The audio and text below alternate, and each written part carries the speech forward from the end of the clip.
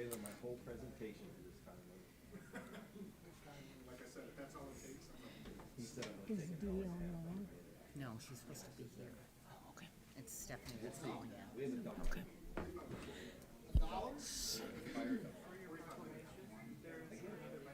You doubled. You said it. Okay. Okay, okay, thanks, Caleb.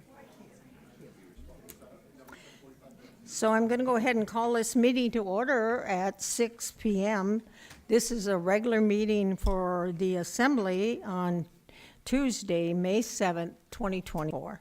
Madam Clerk, will you call the roll? I will. Tim Hale. Here. Stephanie Nowers, are you on the phone? Madam Mayor, I am expecting her to call in. I'm expecting Dee McKee, Robert Yunt, Here. Bill Gamble, Here. Dimitri Fonoff, Here. Ron Bernier. Here. Madam Mayor, you do have a quorum. Thank you.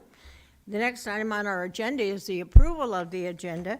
Is there anything any members would like to pull from the consent agenda or from the regular agenda? Yes. Yeah, Madam Mayor, would like to request that we pull ordinance 24049 from the agenda. We'll bring it back in the future. It was to repeal the economic development incentives that the borough has in code and establish those quickly for municipal airports. It was somewhat time sensitive because we were working with one of the cities on a lease agreement. That timeline has changed, so we don't need to rush it, and we will just request it to be pulled, and we'll bring it back in the future. Okay, thank you. And Assemblyperson Hale, go ahead. Yeah, thank you, Madam Mayor. I'd like to pull RS 24-055 from the consent agenda. I have an amendment that might make it a little more appropriate for. Okay, thank you. Anything, yes, Assemblyperson. Thank you, Gamble? Madam Mayor. I'd like to pull AM 24-051, the road service area contract for RSA 21. Okay. Anything else anybody would like to, Assemblyperson Manera? I'd go like ahead. to pull 24-050. Okay, Or the resolution. resolution, sir, AM. or AM? AM, okay, thank you. And let the record show that Assemblyperson McKee has come at 6:03. Anything else? Anybody else would like to pull? Okay. Hearing those, then those make those changes to the agenda, and then the agenda is approved as presented. If you'll all rise, and I've asked newly appointed City of Wasilla Councilperson Kathy Cottle to lead us in the pledge. So go ahead, Kathy. Allegiance to the flag of the United States of America and to the republic for which it stands, one nation, under God, indivisible, with liberty and justice for all. The next item is I have some proclamations to do, so I will be coming down there. Give me a minute, please.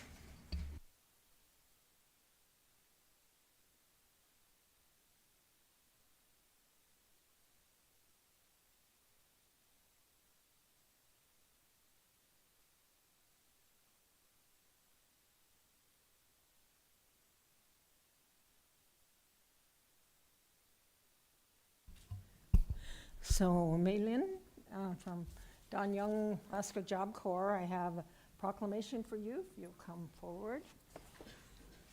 So this is the proclamation that you can have, and then I'll read it into the record. Okay, and Stefan's gonna be taking some photos, so, okay? Whereas Youth Apprentice Week is celebrating its inaugural year of raising awareness of vital role that youth apprenticeship programs play in creating access to good-paying jobs for youth and young adults. And whereas there is an urgent need to prepare our students to address some of our nation's work shortages, challenges, such as rebuilding our country's infrastructure, addressing critical supply chain demands, modernizing our cybersecurity response, and responding to economic issues. And whereas youth apprentice programs enable employers to develop and train their future workforce while offering career seekers affordable pathways to high-paying, good-quality jobs and well-paying careers that contribute to Americans' industries. And whereas we recognize the pivotal role educators, school counselors, and educational institutions serve in bringing awareness of youth apprentice opportunities to students and parents. I therefore, Edna Rees, Mayor of the Mat-Su Borough, do hereby proclaim that May 5th through May 11th, 2024 is Youth Apprentice Week. I call upon all the citizens, businesses, and community organizations to join in celebrating this inaugural Youth Apprentice Week and to support and promote youth apprentice programs to valuable pathways to success for our youth and our young adults. And it's witnessed with my sealing and the clerk's sealing on the proclamation. Maylin, would you like to say something? Go ahead. Well, thank you so much for this proclamation.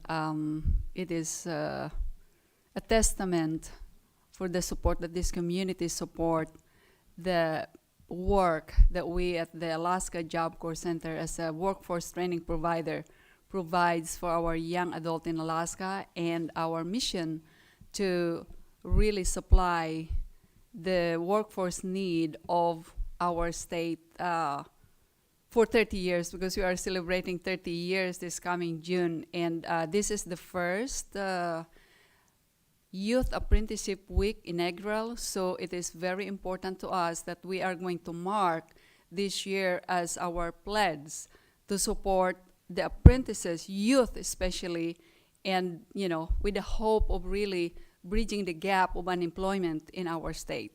So to all of you, thank you so much. Thank you, Mayor.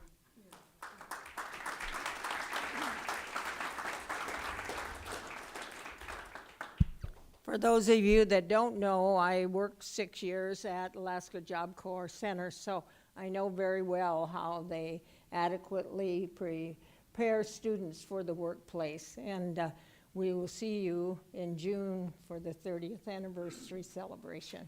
Thank you. So now we have a number of outstanding young people that we're going to honor in the Eagle Scouts, and if all the Eagle Scouts would come forward, please, and the Scoutmasters.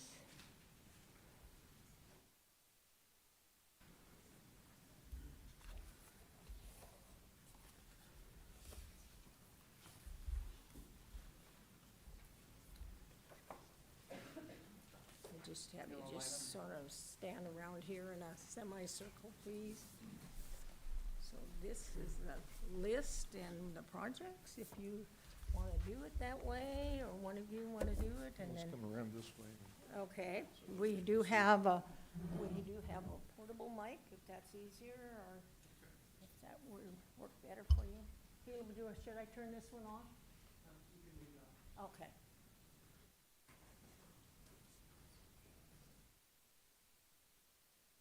Madam Mayor, this is Stephanie. I'm on the phone. We heard you, Assemblymember Nowers. Thank you.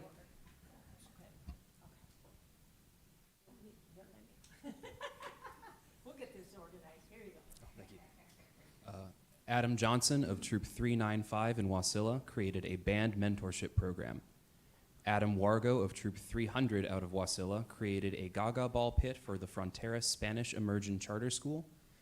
Cameron Govea of Troop 300 out of Wasilla created picnic tables. Gage Inman of Troop 300 out of Wasilla created a camp ring refresh at the Little Sioux Campground. Hakon Erickson of Troop 300 out of Wasilla created a common area at his church. Hunter Eckerd of Troop 300 out of Wasilla created the front gate for the 7th Summit Shooting Park. Ian Ivey of Troop 300 out of Wasilla created a Frisbee golf course repair. Jeffrey Vincent of Troop 300 out of Wasilla created the ski team shed at Palmer High School. Killian Fogarty of Troop 300 out of Wasilla created career tech tables at Mat-Su Career Tech. Kohai Peterson of Troop 300 out of Wasilla created a project sensory board. Michael Branham of Troop 300 out of Wasilla created picnic tables at GBE. Nathaniel Pelletier of Troop 300 out of Wasilla created picnic tables at Goose Bay Elementary. Nathan Diger of Troop 54 out of Palmer created first aid kits for people experiencing homelessness. Samuel Morse of Troop 300 out of Wasilla created Alaska's Healing Hearts Solar Power Project. And Willem Erickson of Troop 300 out of Wasilla repaired a bench at Good Shepherd Lutheran Church. And thank you. And I'll just let you go ahead and take those, because I realize not everybody is here. And so, if you want to say a few words, sir, you're the instigator, so. getting this all So, organized. I wanted to thank the mayor very much for the opportunity. We read through them a little quicker. These guys didn't jump and come up here because you can tell they're a little shy. But we did have quite a few projects throughout the valley, as Leo read off.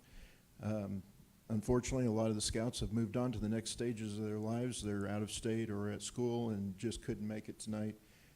Wish they could, but we're going to celebrate the guys that did make it. So here they are. Maybe too embarrassed to say their names and what their projects were, just so. Are you okay doing that? All right, there you go. Michael Branham, I made picnic tables at Goose Bay Elementary. I'm Christopher Begis, and I made 3,000 DIY projects for the kids in cupboards for the Girls and Boys Club. I'm Hawken Erickson. I refurbished a church common area. I'm Willem Erickson. I repaired 4 benches for Good Shepherd Lutheran Church in Wasilla.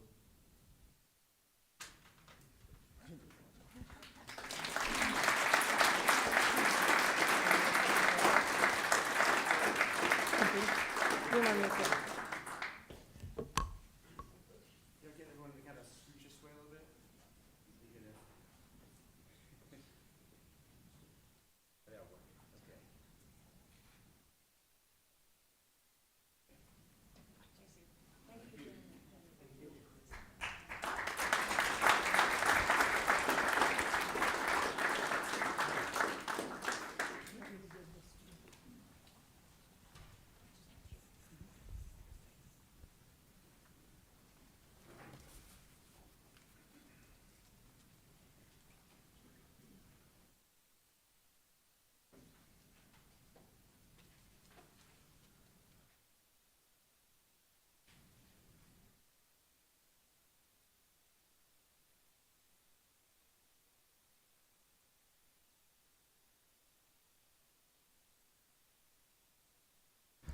The next item on our agenda is the minutes of the preceding meetings, special meeting minutes from April 11th of '24, regular meeting minutes of April 16th of '24, and the budget public hearing minutes of April 23rd of '24. Are there any changes in the minutes as they are presented? Okay, hearing none, then they are presented. And I know when we were down there, Assemblyperson Nowers came on. What time did she come on, Madam Clerk? I put 6:09, Madam Mayor. Okay, so let the record show that she came to the meeting at 6:09. So the next item on the agenda is agency reports. Reports from the cities. Do we have a report from any of the cities? I asked Kathy when she showed up whether she had a report, and since this is her first assembly meeting, as of you know, her husband attended for many, many, many years giving the city of Wasilla's report, but so I don't know, maybe she's found a new job, so I don't see anybody from Houston or from Palmer. I don't see anybody. Is there somebody from the school district? Okay, I don't see anybody from the school district. And we do have a report from the state of Alaska, though. Todd, please.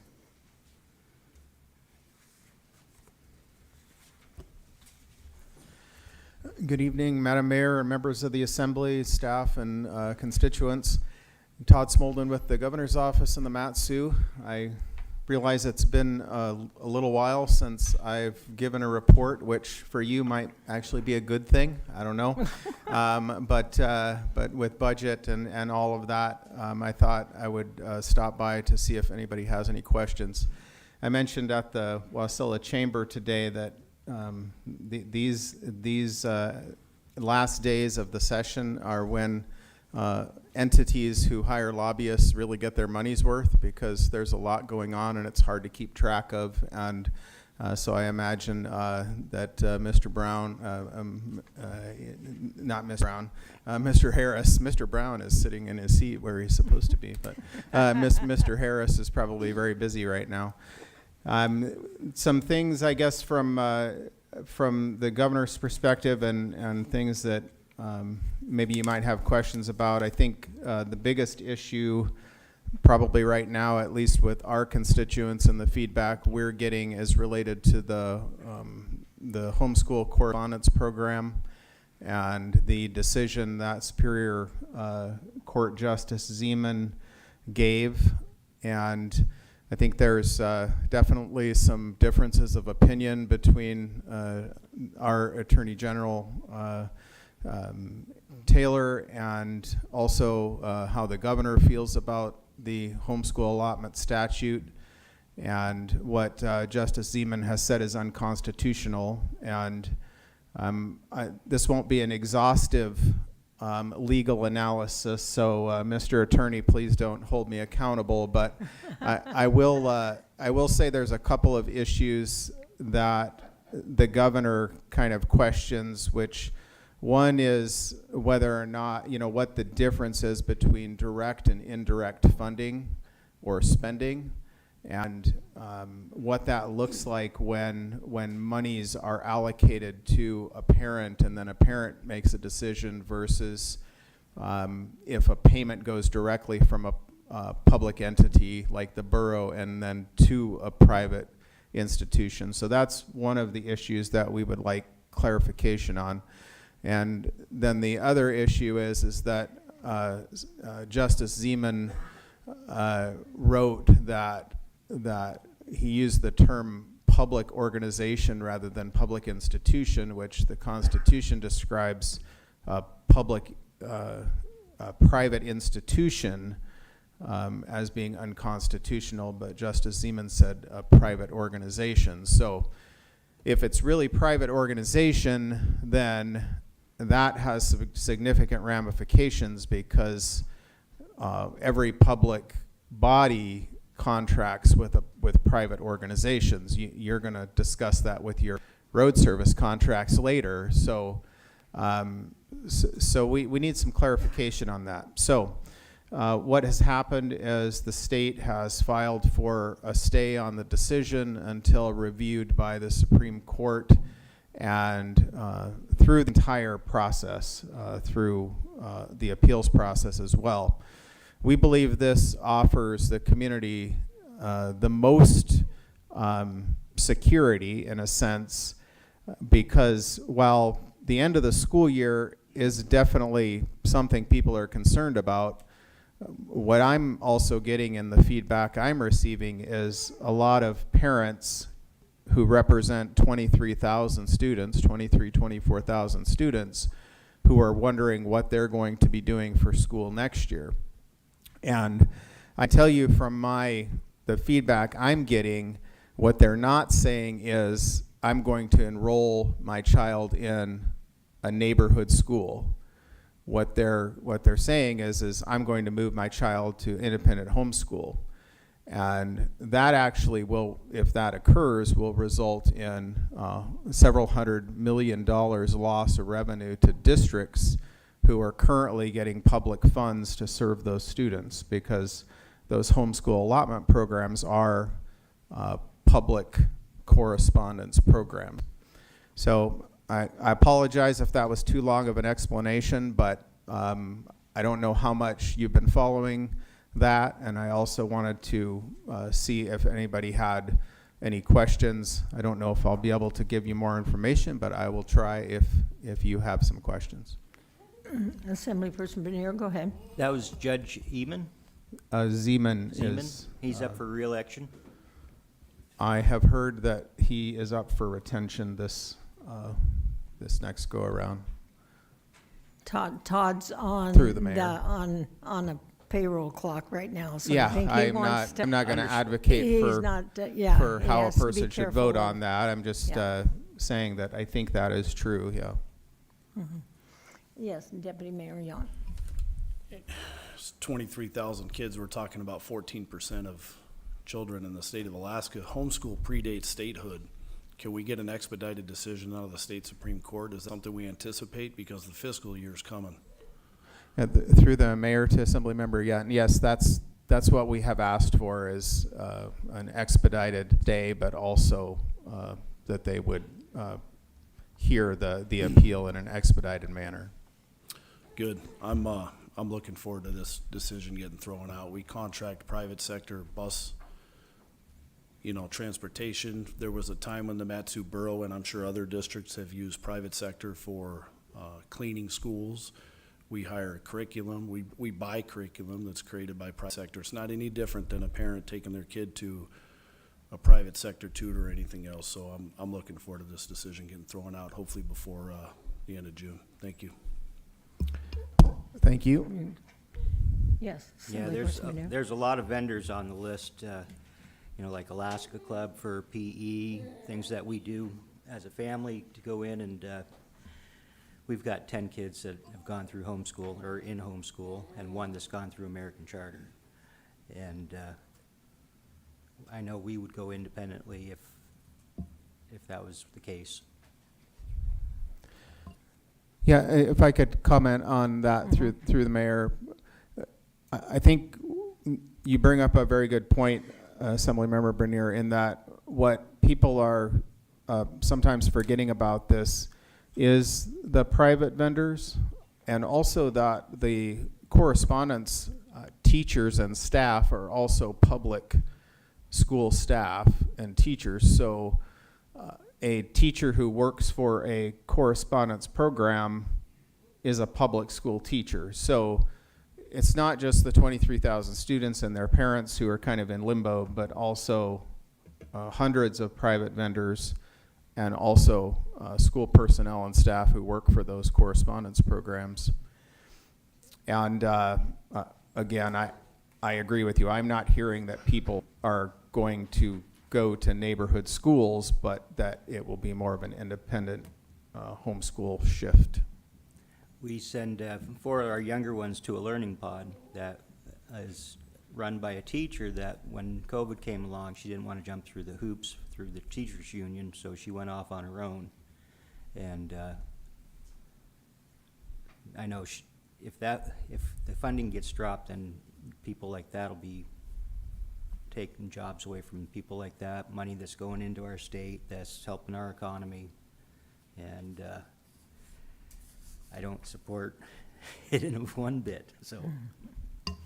Well, again, through the mayor, we just try to wrap this up because I know you have a long meeting. But I would say, from the governor's perspective, the governor wants as much public school choice as possible for Alaskan families and students. As a former teacher, principal, superintendent, he has a lot of experience with learning and students, and there are 23,000 different reasons why 23,000 different students homeschool. And I know that from talking to a lot of people, they if they have 3 or 4 students, they might all have a different learning model. I know my own 2 boys had a different learning model. And so what the governor is seeking from this is a resolution that allows students and parents more choice and not less choice. So as the legislature is considering maybe temporary fixes or things like that, from the governor's perspective, he will support something that that gives parents and students more choice, and he won't support something that's going to give them less choice. Further questions or comments? Okay, all righty. Thank you, sir. Thanks a lot. The next item on our agenda is committee reports, and I understand we did have a joint Assembly School Board committee along on school issues, and Deputy Mayor, you have a report, sir? Yeah, I'd like to take a couple minutes and just, and I asked for everybody to have one of these put in their packet because it's a little bit overwhelming. So it's in your folders there. It's a superintendent's report dated yesterday from our joint meeting. So, yeah, lots of amazing things in here. I'll take a couple minutes to go through it. So I think the goal of any school district and community for us as leaders is to make sure when a kid graduates, they're either enrolled in college, enlisted in the military, or they're employed or ready to be employed at a high level, right? And so our school district's doing it better than anybody in the state by a mile and better than most places in the country. So I just want to go through a few things. First, because you're going to see a dip in 2022 in some of our testing scores here locally. But the reason why is because the governor's office and their Board of Education actually made the testing requirements in the state of Alaska substantially harder. And that's a good thing. They moved the line in the sand, and so as Bob Griffin states in a recent article in Must Read Alaska, for the first time in a long time, Alaska has set our standards for testing much higher than national expectations. So I just wanted to mention that our level of expectations up here has increased drastically the last few years, and I appreciate the governor's office doing that. Flipping through the next few slides, I don't want to single out any other districts individually, but out of the big five, we are ahead in every aspect, and it's not by small margins. So in many of them, it's by large margins compared to the other 4 big school districts in the state. So rolling forward to slide number 5 and slide number 6, it shows the improvement in the Mat-Su-Borough kids compared to the other portions of Alaska in math and in, let's see here, reading. In reading, our improvements we're talking 12 times better than the rest of the state of Alaska. In math, we were, 60, 70% higher, right? So pretty awesome. Slide number 7 here, you'll see that we took a big dip in 2022, as I mentioned, but again, that goes back to moving the line in the sand and requiring a harder test. So you'll see a few slides of that, but again, in 2023, a mass improvement. In 2021, compared to the rest of the state of Alaska, we were off the charts higher improvements than everybody else. And it's because our school board fought hard to keep our schools open and nobody else's did. It's not a coincidence that our kids improved so much more compared to everybody else. They were actually in a classroom. So thank you very much to our school board for doing everything you could to keep the kids in class. Roll forward a few more slides here. This is a really interesting one. Since 2021, post-COVID to today, career and technical education, hands-on trade-based classes have went up 217%. We now have 7,965 kids take a CTE class last year, this year, which is pretty awesome. And then slides later, slide 14 to be specific.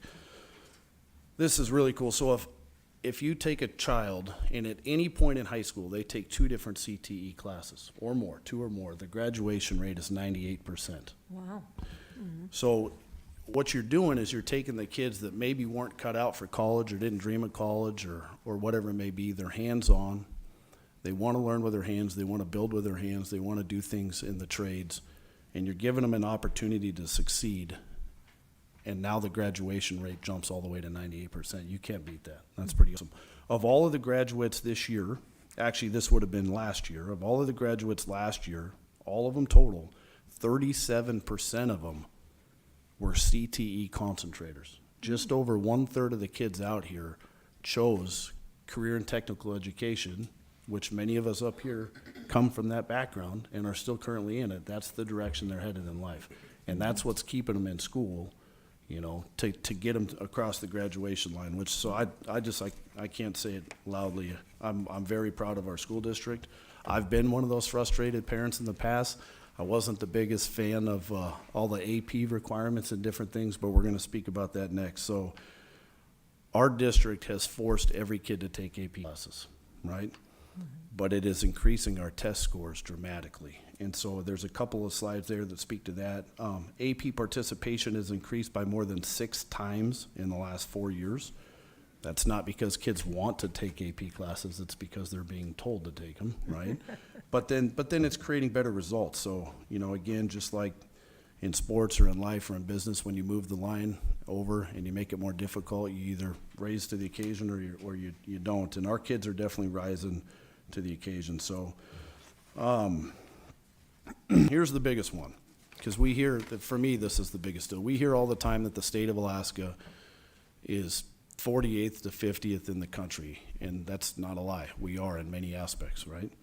The Mat-Su Borough, though, our schools specifically, our high schools here in the Mat-Su Borough are doing exceptional. And so the way it works is there's an independent organization called the U.S. News that does rankings.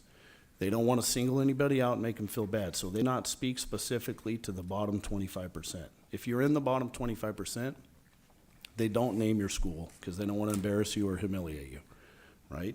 If you're in the top 25%, which are in the top 75%, there's 17,660 schools in this country in that top 75%, and they actually give you a legitimate ranking so you can see where you're at and look for areas to improve. Moving forward to slide number 19. Career Tech, out of the top 75% of schools in the country, ranks in the top 89%, right? Overall, ranks in the top 92% nationally. Colony High, top 76%. Palmer High, top 73, so on and so forth. Houston is now on this slide. Reddington is now on this slide. They were not a few years ago. Even Wasilla High at one time had fallen off and was in the non-ranked bottom 25%. Borough-wide, all of our kids, like, it's through the roof what we've done in the last 5 years. It's amazing. So it's pretty cool. I just wanted to speak to some of this.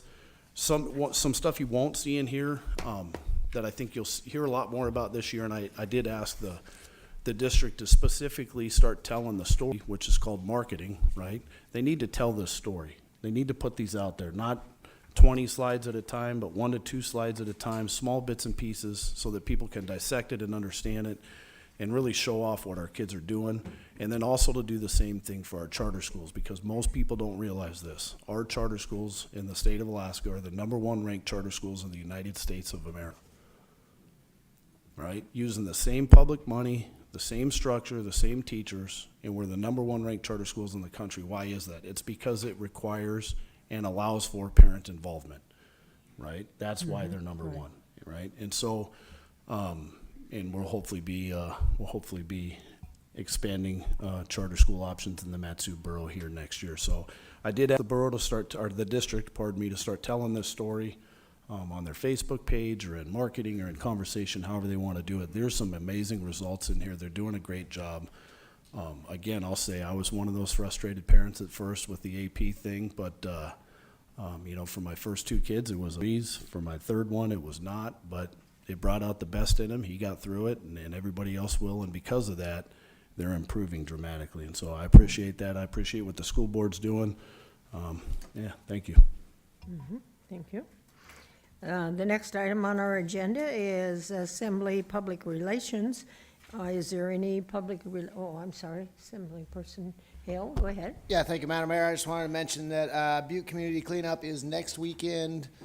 Connect River Community Cleanup is the following weekend after that, and the Jonesville Cleanup, if anybody ever goes out and uses Jonesville for whatever reason, the Jonesville Cleanup is Saturday the 18th. So come on out and give us a hand cleaning it up. Okay. Any other public relations reports? Okay. Mr. Manager, report, please. Thank you, Madam Mayor. I will invite Maya DeSalvo from our planning department and Jennifer Bush from Valley Transit to come forward. Tonight, we're going to give you an update on continuity of services for transit. As you may recall, as a product of the last census and the U.S. Census Bureau, there was an urbanized area designation which changed transit funding that is available within that new urbanized area. So our goal from the beginning has been to develop a plan for maintaining existing transit services. So we're going to give you an update on those transit services within the urban area. Just to be clear, in the rural areas, the services and the funding mechanism is unchanged. So we really are going to focus in on the core area for that reason. And then we'll wrap it up and talk about what's next, because there are some conversations we're going to be starting with the community and the cities around this topic, so we wanted to bring that to light. And I appreciate Jennifer being here tonight to kind of help us to elaborate further on some of the data and details, as they are really the transit provider, not the borough, as a nonprofit. So I appreciate her being willing to come out and answer questions and provide information. So with that said, I'll turn it over to Maya and we'll get started. Thank you very much. Like Manager Brown said, I'm Maya DeSalvo. I'm a planner here at the borough. What do I click on this? There we go. All right. So some of this has been said already, but just to get everyone on the same level, and I know you've heard some of it before, this is a map of the urban area that was designated in December of 2022. So along with the MPO, MS4, the third trigger was really the funding for transit. So in the past, this urban area has been eligible for 5311 or rural transit funding. And with this change, it's no longer the case, and now we shift over to 5307 urban transit funding. Transit throughout the borough is provided by nonprofit organizations like Valley Transit. And one of the caveats with 5307 funds is that they cannot go directly from FTA to nonprofit organizations. So instead, a local government entity has to step up, be a direct recipient of the funds, and then they have a few different options, either to use those funds directly or pass them through. So in August of last year, we talked about this. You all voted unanimously to apply or seek that direct recipient status. And in November of 2023, the governor did designate the borough a direct recipient of the 5307 funding. So one of the options, since we have not operated transit ourselves in the past, what we're able to do is receive that funding and then put out a competitive bid for transit services. So providers would be able to apply to provide those services within the urban area, receive that funding, and it can cover operations, capital expenses, et cetera.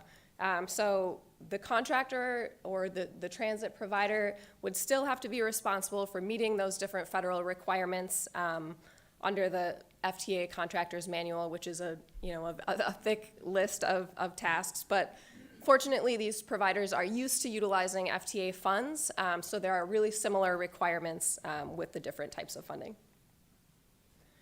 So just a really quick high-level overview of transit, the purpose and need in our community. So transit does have the ability to improve access to jobs, access to schools, shopping, doctor's appointments, a lot of different essential services and business requirements. And as you all know, we have a pretty significant percentage of our population that works outside of the borough. So 28% of our residents are working in the Anchorage area, 41% including Anchorage and other areas. Also worth mentioning, when we went through our Coordinated Human Services Transportation Plan update, we did some data digging on how much of our population falls into priority populations, so groups of our population that are more likely to need transit to, again, access these essential services. And more than half of our population falls into at least one of those categories. So, that entails seniors, veterans, youth, Native communities, and also low-income family households with a single car or zero vehicle households. So there are a lot of different categories that includes. So we're going to go do a little bit of back and forth. Right now, I would invite Jennifer Bush to come up. She's the executive director of Valley Transit. Valley Transit is currently the main transit operator in that urban area. So she'll give you guys a pretty in-depth but brief overview of what the services are.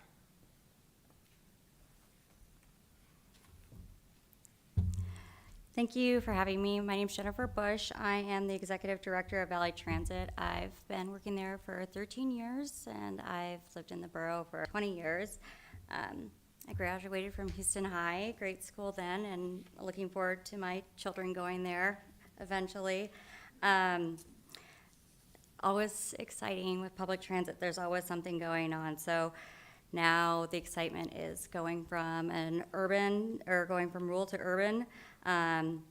We will no longer be able to receive 5311 after FY24. Funding is spent, and we will have to go to 5307. So there is some changes with that. I want to give you guys a high-level overview of Valley Transit, including our organizational structure, fleet, service, funding, and the impact on our community. And I understand it's a lot to digest. We, as a nonprofit, has been doing public transit for quite some time. And if any of you have questions or would like to do a work session after, I am happy to do that until May 22nd. I am available. Let's see here. Okay. So starting with the history and governance of Valley Transit, we are a 501c3 nonprofit. Our mission is to provide accessible, sustainable, reliable, efficient, and quality public transit, which I think we do greatly. We are a consolidated agency of Mascot and Valley Mover. We consolidated in 2017. It was mandated by the state of Alaska. The state of Alaska said that if we do not consolidate, they will not fund us anymore with the FTA rule funding. They promised that they would give equal funding, level funding at that point in time. We did not get level funding. It was reduced. That is when our strong partnership with the Matsu Health Foundation started, and we receive a majority of our match funding from them since. We are governed by a board of directors, and with our federal funding, we do have to follow FTA compliance policies and procedures, and we have FTA compliance reviews usually every 3 years. When we went through the consolidation, we had them 2 consecutive years in a row. Very lucky. If we don't follow those FTA policies and procedures, we don't get funded. So, of course, we have been able to follow those. We also meet the threshold for annual federal single audits. And the last 4 years, we have had clean audits. And anybody that's been through a federal single audit, no, they're pretty intense, and so it's a little bit of a brag, but we're low risk right now, so that's great. Our organizational chart is posted on the slide. You can see board of directors, executive director, and we have about 20 to 25 employees at any given time.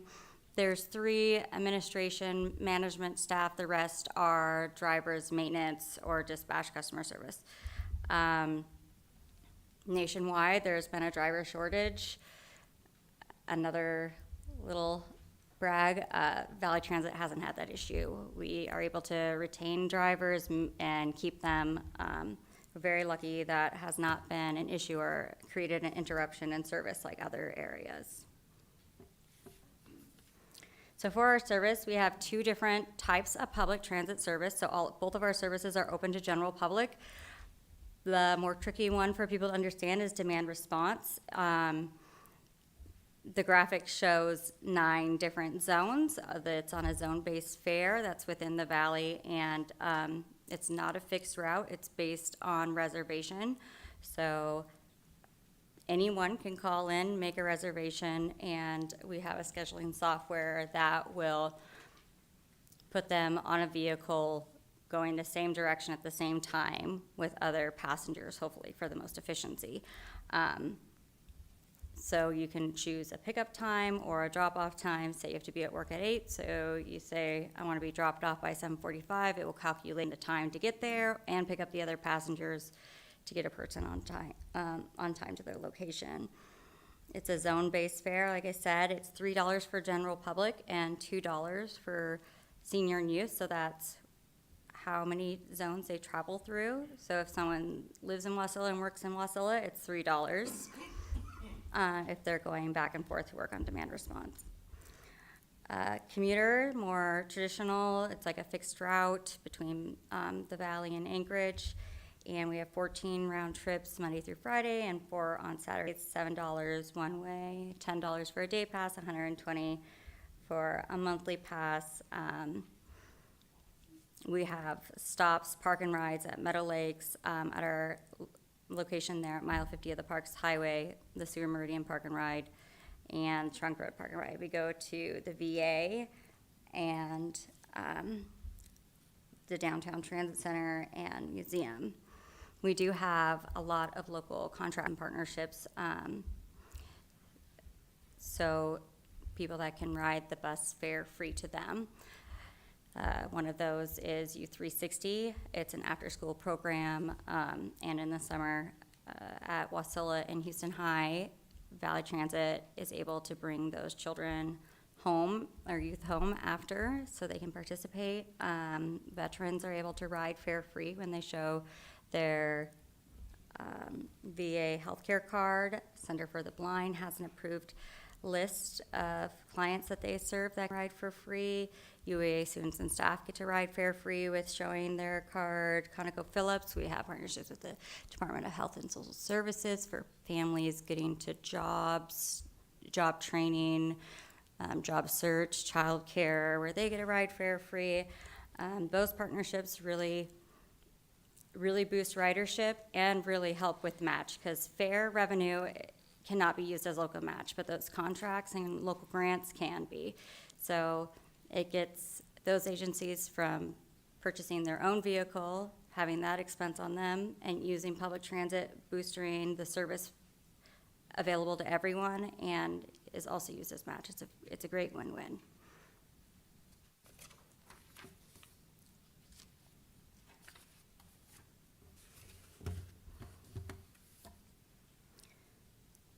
So our fleet, I'm sure you haven't missed our sexy commuter buses, new over-the-road coaches, highly anticipated. We had buses that were about 30 years old with literally 1 million miles plus on each of them, and just last year, we were able to replace them, and now we operate the over-the-road coaches. They are wheelchair accessible, and all forward-facing seats with chargers and overhead storage, below storage, bike racks. All of our fleet has bike racks.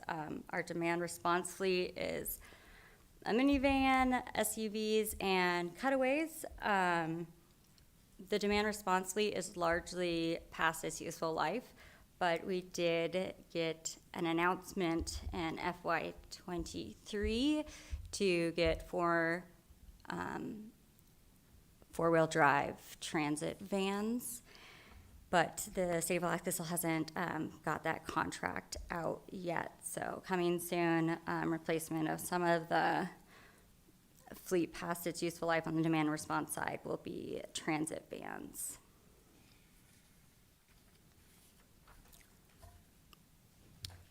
So our technology is definitely something to be noted. We do have the best of the best, or the best of the best, coming very soon. Our farebox collection system, the Mat-Su Borough did provide matched for that.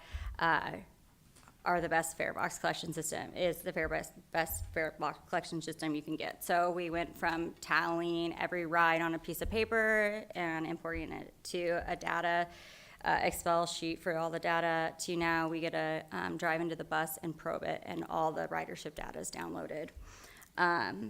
It has the ability to open source payment and mobile ticketing, and that is coming. We're still working on that. Our commuter service has a new CAT ABL system, which enables My Ride, which is a passenger-facing website, so passengers can see where the bus is at real time. And not only can they access it real time, they can ask for updates. So if they always take the 410 departing downtown home, they can say, let me know if it's running late, and it will send out an automated text, email, or voice call to let that passenger know. And it's updated real time as it's traveling through with cell service. On the demand response side, Novus is our scheduling software. So it's a pretty cool, powerful tool where you can put in all your fleet and its capacity and its availability for wheelchairs and bikes, etc., the drivers and their shifts, and when a passenger calls or requests a ride on the passenger online, it will give scheduling solutions by efficiency. So what you like to do for efficiency is get the most people on the same vehicle traveling the same direction, and NOAS is able to do that.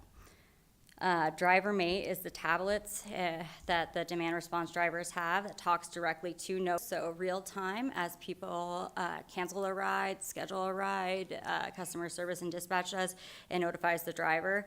It also tracks the driver's activity, so we can look back for quality assurance if needed. And it gives the drivers turn-by-turn directions when needed. Tells them how much the passenger fare is if needed, if any.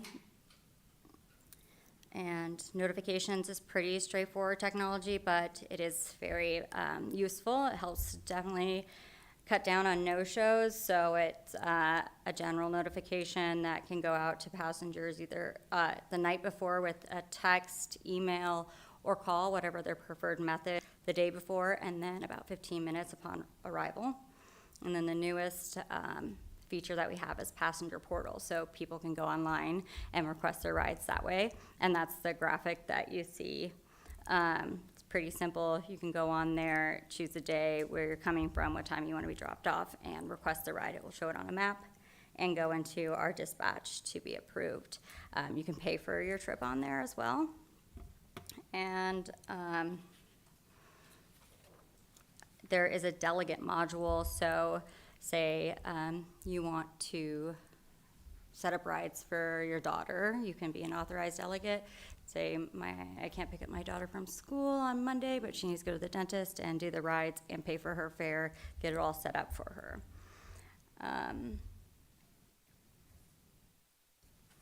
Those are the most exciting, newest technology things that we have offered or coming within the next few months right now. Next, I wanted to talk a little bit about our ridership. We got historic ridership and projected ridership here.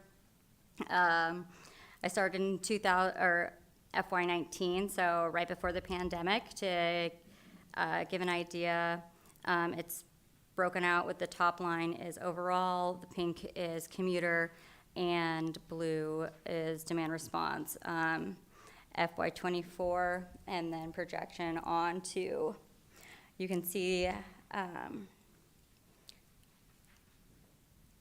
demand response didn't have a huge impact with COVID-19, and that's because it's so adaptable. People think that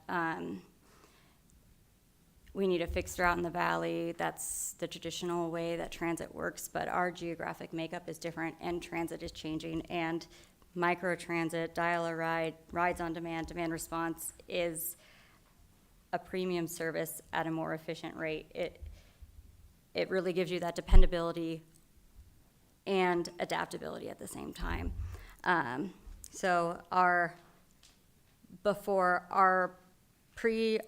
demand response pre-pandemic ridership, it's actually much higher already. The commuter, as anyone would guess, is the one that is taking longer to bounce back.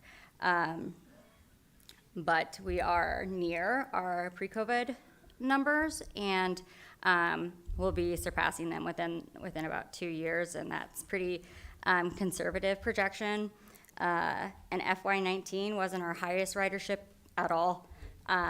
We were operating the old buses with no technology back then, so a lot's changed. It's growing rapidly.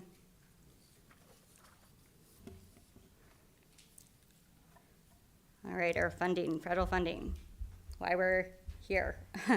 5311, we get about, that's through the Federal Transit Administration, and we get about 1.5 million a year. And it's broken into a few different pots. So admin, preventive maintenance and operating. Admin and preventive maintenance are about a 90-10 split, only needing 10% match. Operating, 57-43. But those pots may be a little misleading. For operating, really the only things that go under that are drivers, wages, fuel, and the technology licensing and maintenance fees, mainly, which are huge expenses. But everything else that costs to operate usually can fall under admin and preventive maintenance, which has that more attractive match rate for us. The last few years since the pandemic, we've gotten a lot of other federal funding, and that did not require any match.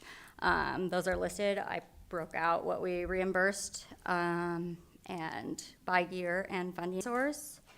So now with 5307, it'll be a 50-50 split. There won't be a change depending on if it's admin, preventive maintenance, or operating. And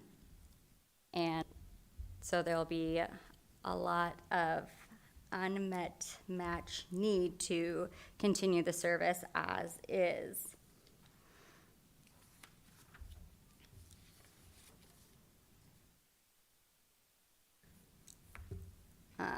There is a huge economic impact, and I understand that the Matsu Borough hasn't had the opportunity or been put in the position where they had to provide match, and it's been a hustle by the nonprofits to find out how we're going to make it, but we really cannot afford not to provide public transit and keep it where it's at.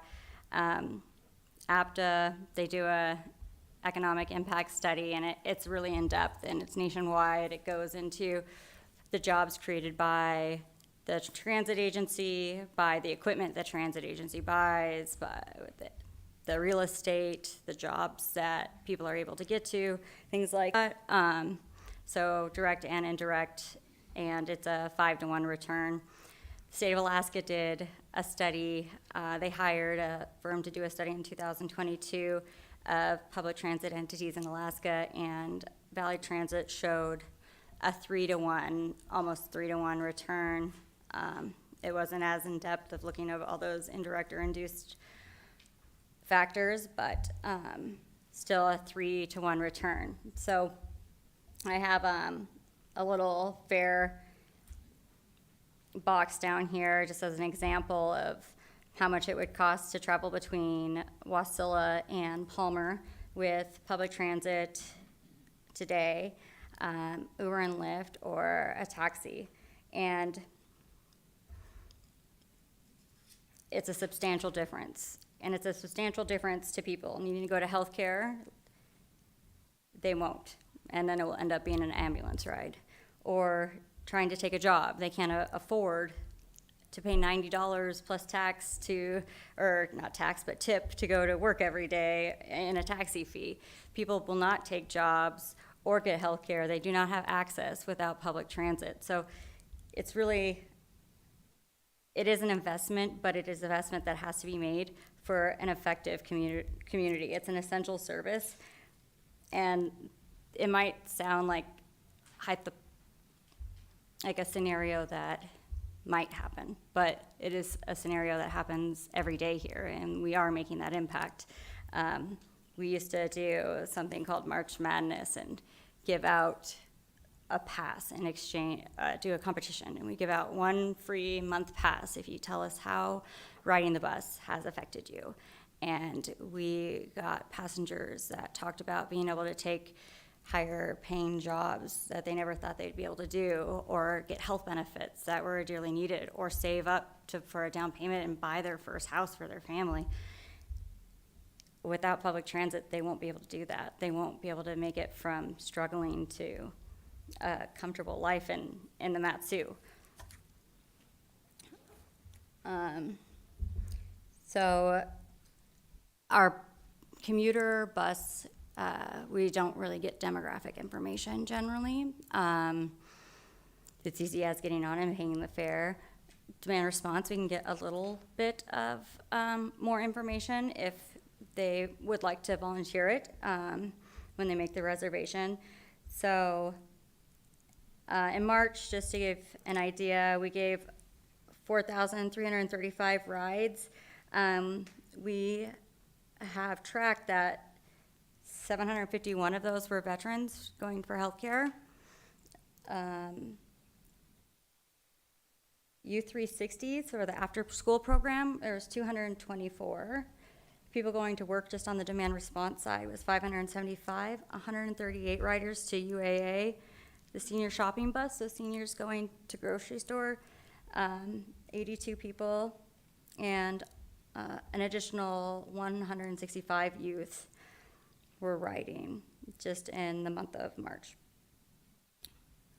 So that's the high level overview that I have, and I'm going to pass it back to Maya, who has some different scenarios of match funding.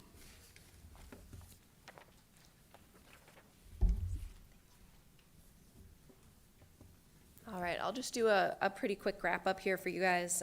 So this is a proposed match scenario looking at the available funds that we have. In early April, FTA released our allocation. Originally, we had anticipated knowing that in January, and it was pushed back pretty significantly. So we're eligible for close to 1.8 million in FTA 5307 funds. These two scenarios look at a contribution from the City of Palmer, City of Wasilla, and the borough, and a potential option for other nonprofit or grant contribution in one of the scenarios. This is the highest possible amount. So if we're looking at that full allocation at a 50-50 match rate, so if all of those funds were to be used for operations, there are still two factors that would be included in there. One is that the state still needs to release a split letter, so the railroad is also a direct recipient of 5307 funds, so we anticipate that they will get some portion of that amount. And then additionally, it's possible that if some of those funds were used for capital projects, et cetera, that match rate, it's an 80-20 match rate. So again, this is the highest possible based on what our allocation is. So I just wanted to be clear on that. And then taking a look at next steps. So again, we received that full allocation in early April. We have hired a grant writing support to start working on our application, and we'll spend the next few months working on putting that together. We are anticipating being at the City of Palmer next week to have a similar conversation there. And then coming back in July for a vote. In order to submit our application, we do have to have dedicated match funds, again, in order to do that. I will also say that currently this match funding is not in the proposed budget.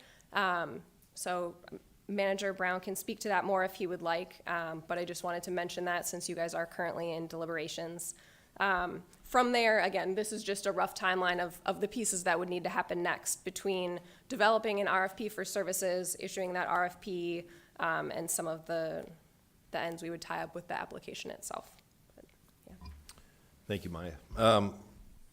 So where we're going next, you may ask, well, why didn't we put the match money in the budget?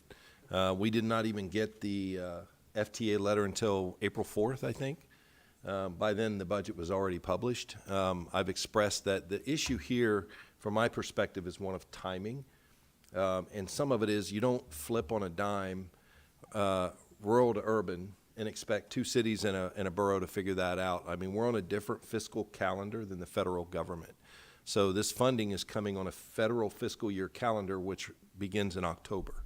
So we have talked to DOT, state DOT, and they have agreed to give us a 3-month stay, I guess, for lack of a better term, to extend it through October 1st.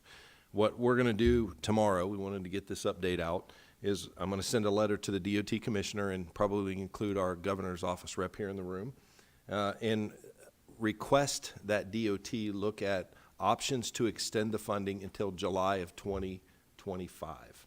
That would put us back on a budget cycle. It would give us ample time to have a real conversation about services and what we want, and it would allow us to include the cities in that conversation. They also aren't on the same federal fiscal year timeline.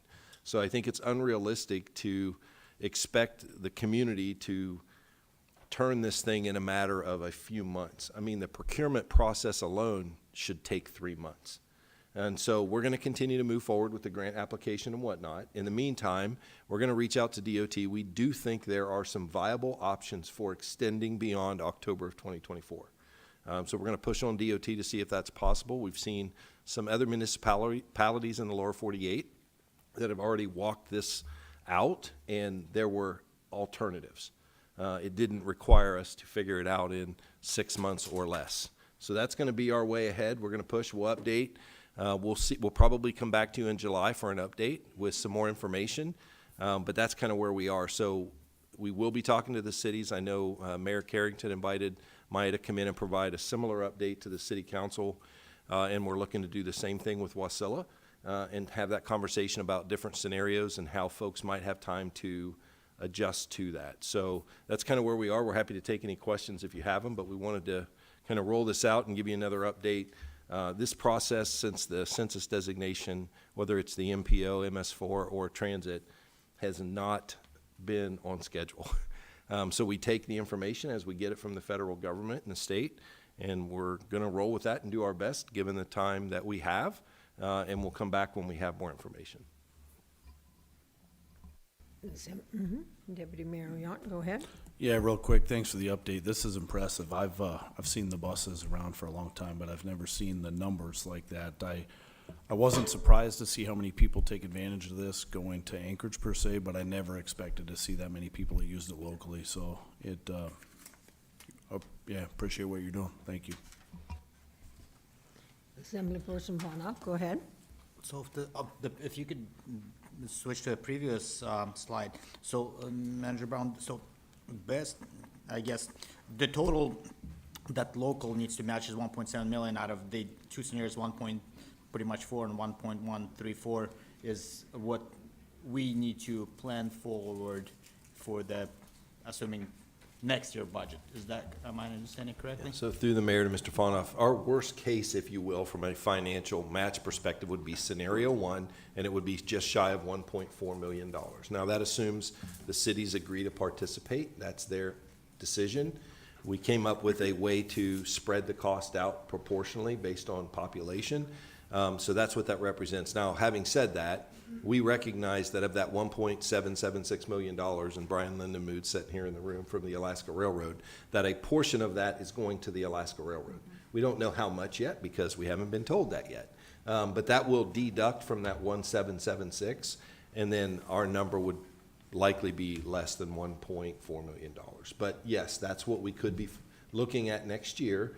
And if we can get it on cycle with our fiscal year calendar, which is the state fiscal year calendar, we could actually bring this forward in a thoughtful manner. When we received the funding letter on April 4th, kind of like a day late and a dollar short. I mean, we already submitted our budget and had to move forward. And frankly, even if it had come in March 4th, it probably would have still been a little bit late because there was so much we didn't know. There's still so much we don't know. I mean, like right now, I can't tell you of the 1.776 million, what goes to the railroad and what's our real number. We still haven't been told that. So our letter to the commissioner tomorrow, we'll speak to that. It's already drafted and ready to go. We'll share that out with the assembly, but it's going to be our ask. We do think there are ways to get there,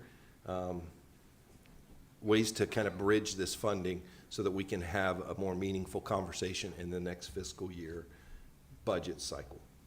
So to follow up, so if there's no local match, the grant, obviously, they don't receive the grant, and then therefore there's no money coming in and there's no service. Is that, am I understanding correctly?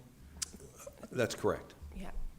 Okay. Through the mayor, yes. This is the allocation for this year, and in order for Valley Transit or Urban Transit Services to operate, we would need to come up with this local match this year unless we are able to get the state to offer us an extension. But if the state does not offer an extension, then local match would still, like, we would still need to find local match this year.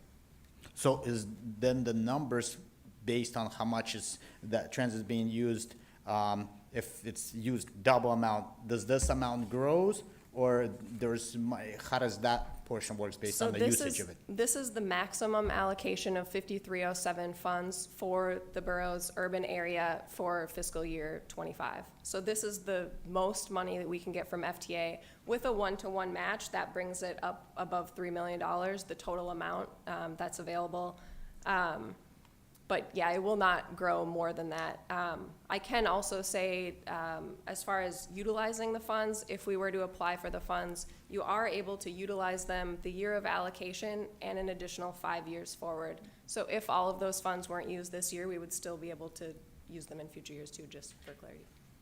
Okay, and if I could, I want to follow up with Jennifer on the, just to, if Mayor allows. Yeah, go ahead.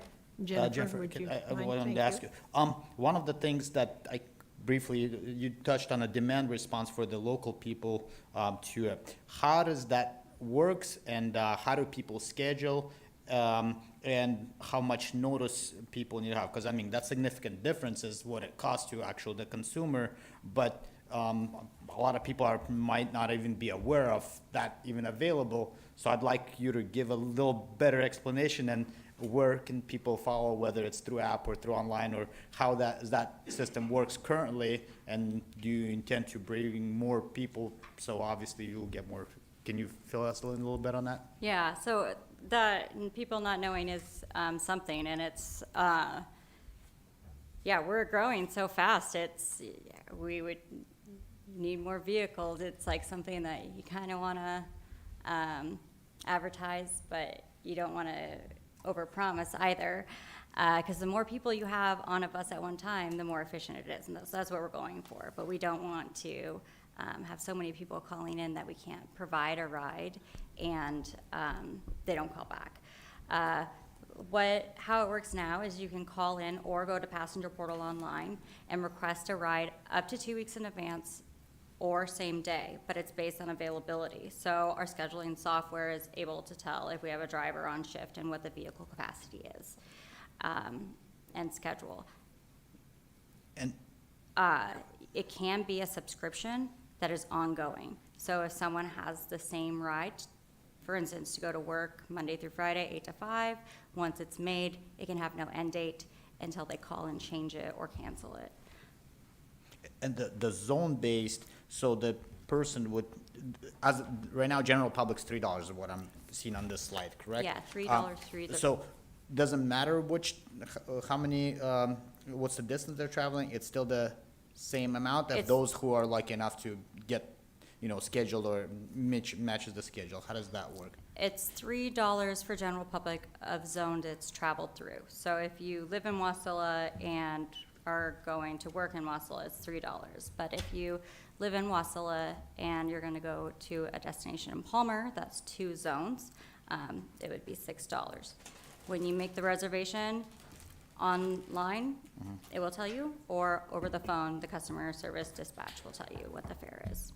Okay, and online, obviously, it's available for people to schedule advance, but on the phone, you actually have the local people answering the call, or is this a Yes. separate? Yep, it's on our organizational chart, one of the first slides. We have 3 customer service agents, Monday through Friday, 6 a.m. to 8 p.m., and Saturday from 7:30 to 4. Okay, well, in that case, I'm just wanted this, so that we're aware that if we're gonna be, putting in significant amount of money, I want the residents to also be aware of it and utilize the service, especially considering the more rides there will be, the more efficient they will run, and obviously, so that's something I've learned today, but I hope that we can inform public, especially that if we have to provide the resource. But thank you so much for the information. Thank you. We're going to move to the next,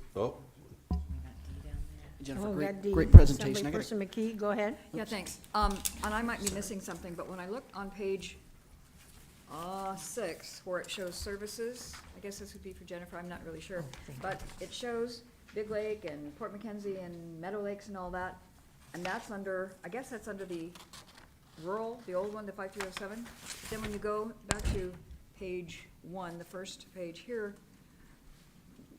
those areas are not served under this, 5311, 5311. Who's taking care of these folks out here under the new plan?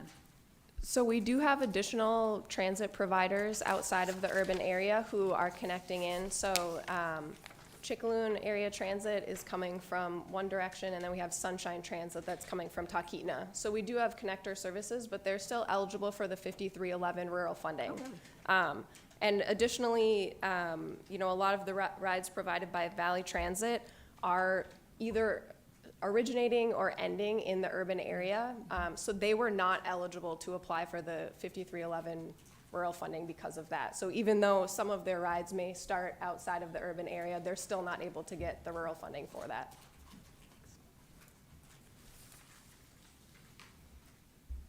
Okay, Assemblyperson Gamble?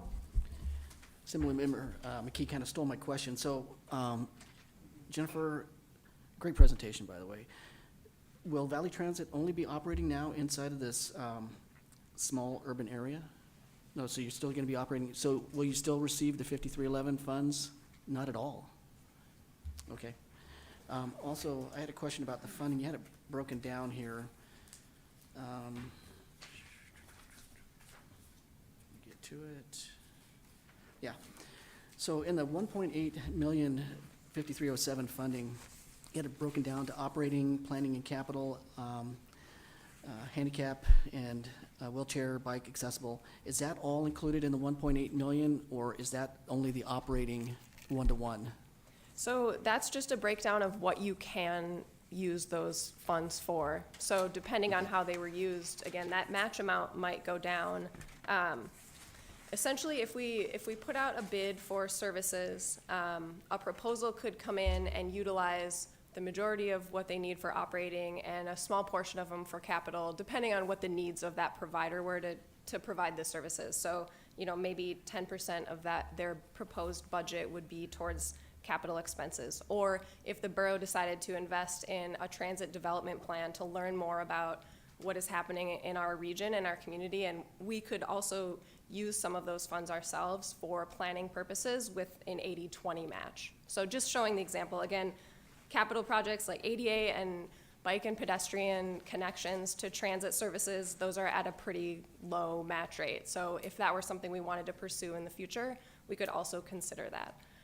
Our main consideration right now is continuity of services, so really making sure those operations are covered. And then from there, in future years, we could look at how to utilize if we have additional funds for capital projects, things like that. But that was just laying out what the different match scenarios would look like. Thank you. Go ahead. I just wanted to add that ADA paratransit is not required with demand response or commuter service. With fixed service, like if you look at People Mover, it is required. So that's where you go 3/4 off of the route and would pick up someone that is not able to get to a bus stop for free. So that would be the ADA. We don't, our service type does not require that with what we do. Thank you. Assemblyperson Question, Fauna? Manager Brown. So the local match needs to come from local money, or is there an option to get a grant for the local match for this kind of scenario, I guess? Potentially anything available, or? There is the potential to use grant funding for a match, yes. On our current timeline, that may be challenging for this year. It just can't be other federal funds for the 5307 specifically. So we could utilize other grant funding, but again, it couldn't be another FTA pot of money. Okay, thank you. Yeah, so the best way to think, the way I think of it, it just needs to be a non-federal match, right? Could be state money, could be other could be anything. But in the end, the thing I think, you know, I would encourage Assembly to think about is, you know, those are year-to-year funds typically, so we need to look at what's your recurring. I mean, we're talking about something that's recurring here, so that's where it becomes more challenging. It's different when you have a capital outlay and it's one-time funding versus something that's operating in nature and you have to fund every year, all right? And there were just, yeah, I'll stop there. Further questions? Okay. I guess I have a question regarding the vehicles that you have. Now, they are in the name of your 5013C, are they, or are they leased, or what is the story there, please? We have applied through grants, the state for them, and they hold the lien until their federal useful life is over. So the demand response fleet is mainly all released, but the coaches have some time since they were just delivered last year. Okay. And when you're talking about, so let's say somebody from outside the area, the core area, like say from Big Lake, wanted a ride to Anchorage. So if you're not involved with that, then how or where do they get that? If there wasn't public transit, yeah, that would be really difficult. There would be a lot of people that couldn't get to work or their health care at the VA. A taxi cab, I'm sure you can imagine, it's very expensive to get to Anchorage, or calling a friend however many times. It is a lifeline for many people. Right. Because like Sunshine just comes from the Sunshine area to the core area, is that they don't go into Anchorage, right? Or, that's correct. And the same thing with like Chickaloon? Okay. Right. They'll meet up with our service if you don't want to go into town. I'm sorry, what? They'll meet in with our commuter service if they want to go into town, into Anchorage. Right, that's the way it is now. Yeah. So they'd come to one of the park and rides, or, Yeah. yeah, and then you'd pick them up from there, and then you'd go in. Can I ask you what your total budget is now? They were talking here about like probably 3 million or so. Yeah, And I don't want to get too personal, but can I ask you, will you tell me if your current budget is more than that? No, it's just under that, though. It's Oh, very under close that, to that, yeah. okay. Okay.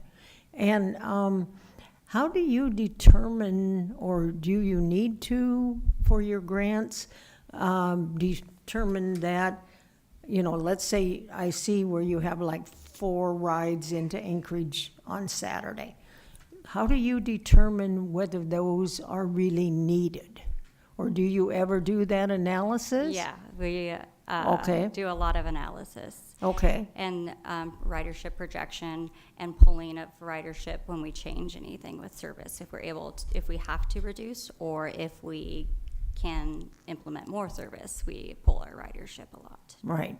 And in answer to Assemblyperson Fanoff, it sounds like the direct, you're sort of hesitant to do too much more in the direct because of your lack of equipment, right?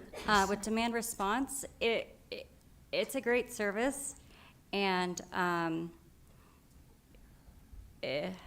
keeping up with the demand could be hard if we advertised it heavily. So do you ever have direct demand for somebody in Wasilla that wants to go to Anchorage but doesn't fit into the bus schedule? Do you ever do that, or you No, just keep them in the core area Yeah. or the core Our zones? demand those response does zones? not go into Anchorage. We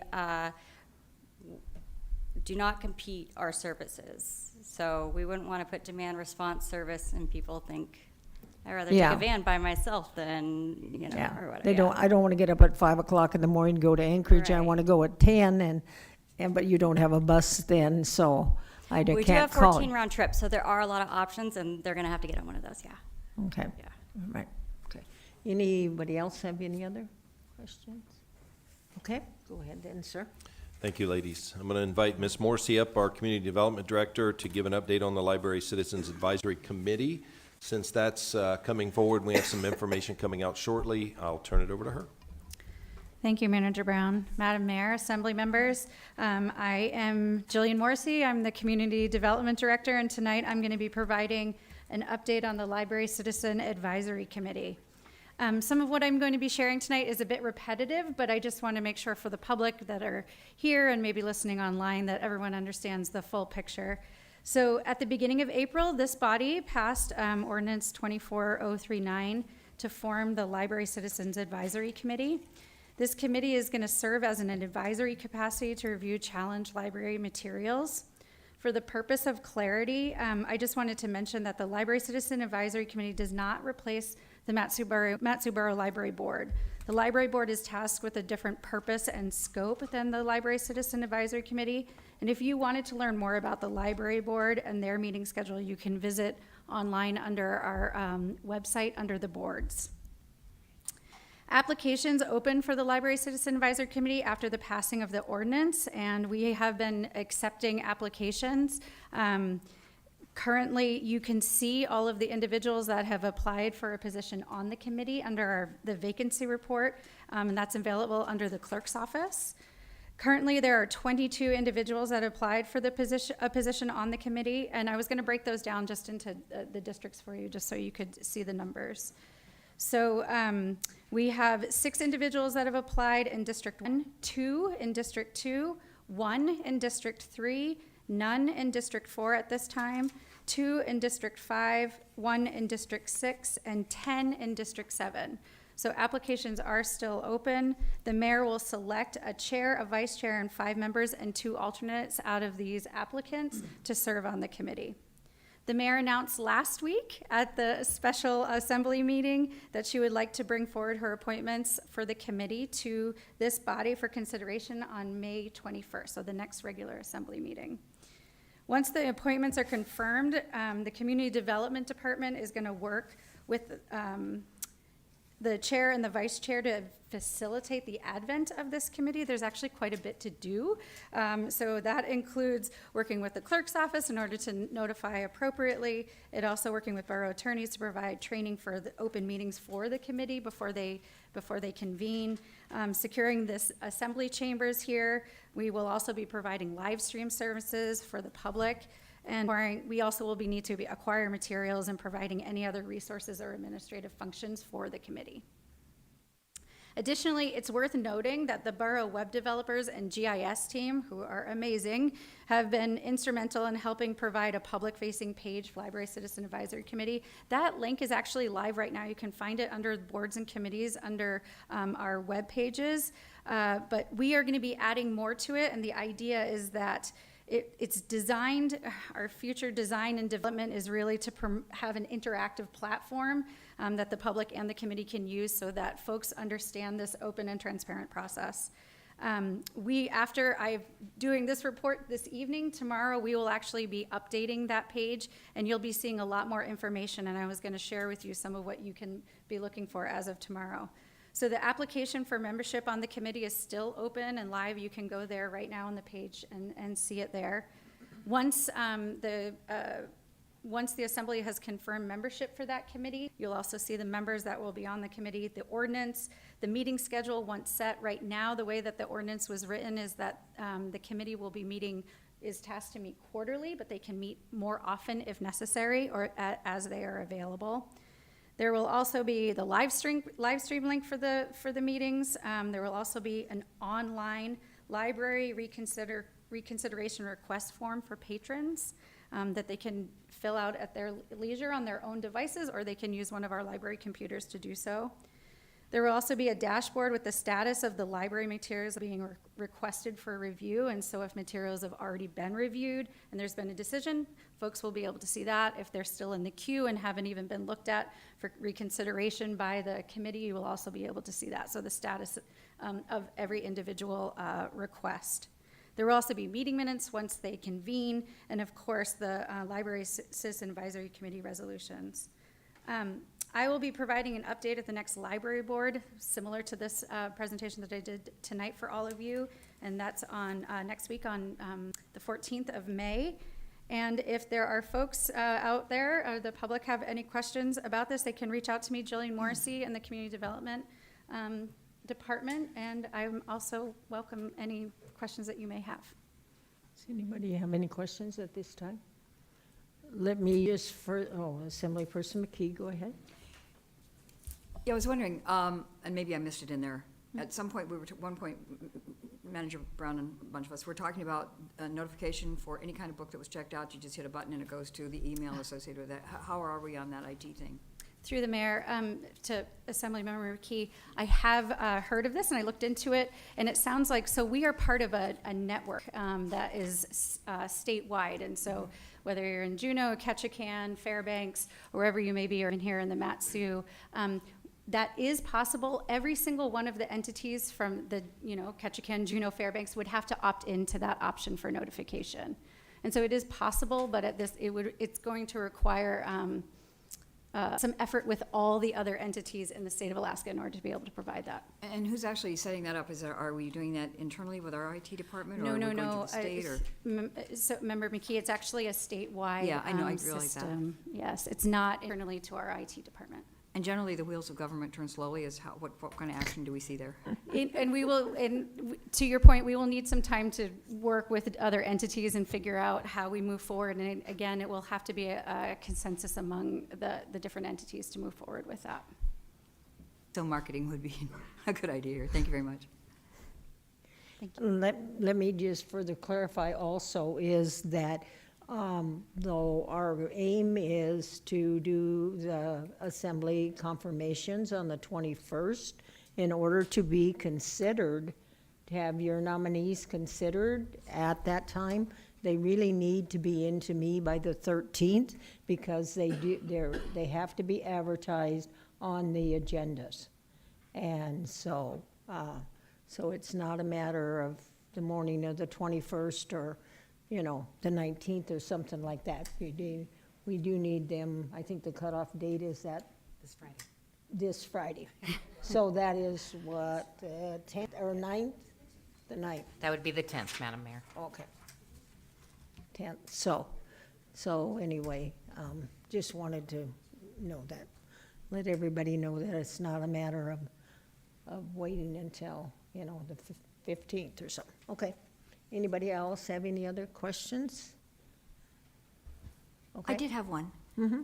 Jillian, when you were talking about District 1 has this, and you talked almost as fast as I do, and I couldn't write down quickly enough what you said. How many people are there, the numbers for each of the district? Happily. Let me go back so I get it They're correctly. listed in your vacancy report. report. Oh. Yeah. Okay. They're listed there in the vacancy report. Although I think we have gotten a couple, I think we've gotten a couple more from District 7 since the vacancy report has been today? approved. Yeah. And I think maybe we got another one for District 2, because I think we have 3 people for District 2 right now. But they've come in since it's been publicized. So if we were making the appointments tonight, they would not be eligible for me to be able to have you guys approve them. So, okay? Alrighty, that's all I have. Does anybody else have anything on this? Okay, all right. Go ahead, sir. Finish your report. Thank you, Jillian. One last and very short update. We actually do have a deep draft vessel coming into Port McKenzie this weekend. If you are interested in going down there to visit, that's wonderful. Please don't just show up. If you would, contact Dave Griffith if you plan to visit. Since it is a foreign flag vessel, there are security requirements. That's all, Madam Mayor. Thank you. Okay. Alrighty. So, Mr. Attorney, report. Following that 59-minute, 20-second manager report, I have no report. Madam Clerk. The clerk's report is in your red folder. Attached to the clerk's report is the upcoming meeting schedule and the agendas for this Thursday and next Tuesday for budget deliberations. And also, earlier this week, I did send out invitations to borough staff and all boards and commissions for a OMA and parliamentary procedure training that Nick and I will be doing. The one during the day is for staff only, so they can ask us questions about their boards and commissions, and then a 6 p.m. training for all borough boards and commissions on June 13th. I guess that part would be helpful to know, too. Are we ready for a break? We are? Okay. So it's like 7:34, so let's come back at 7:45.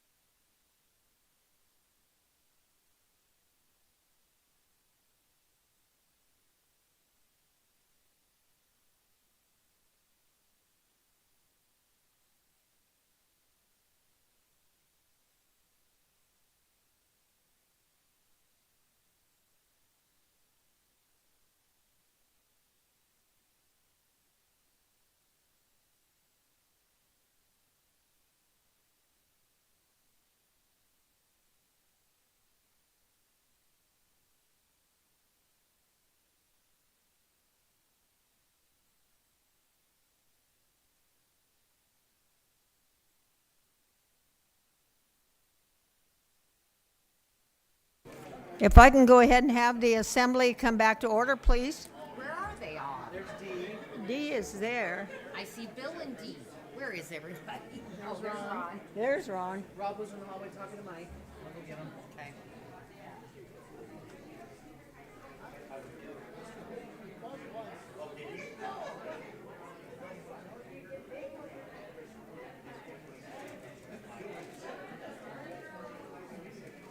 Oh, stay with me. Oh.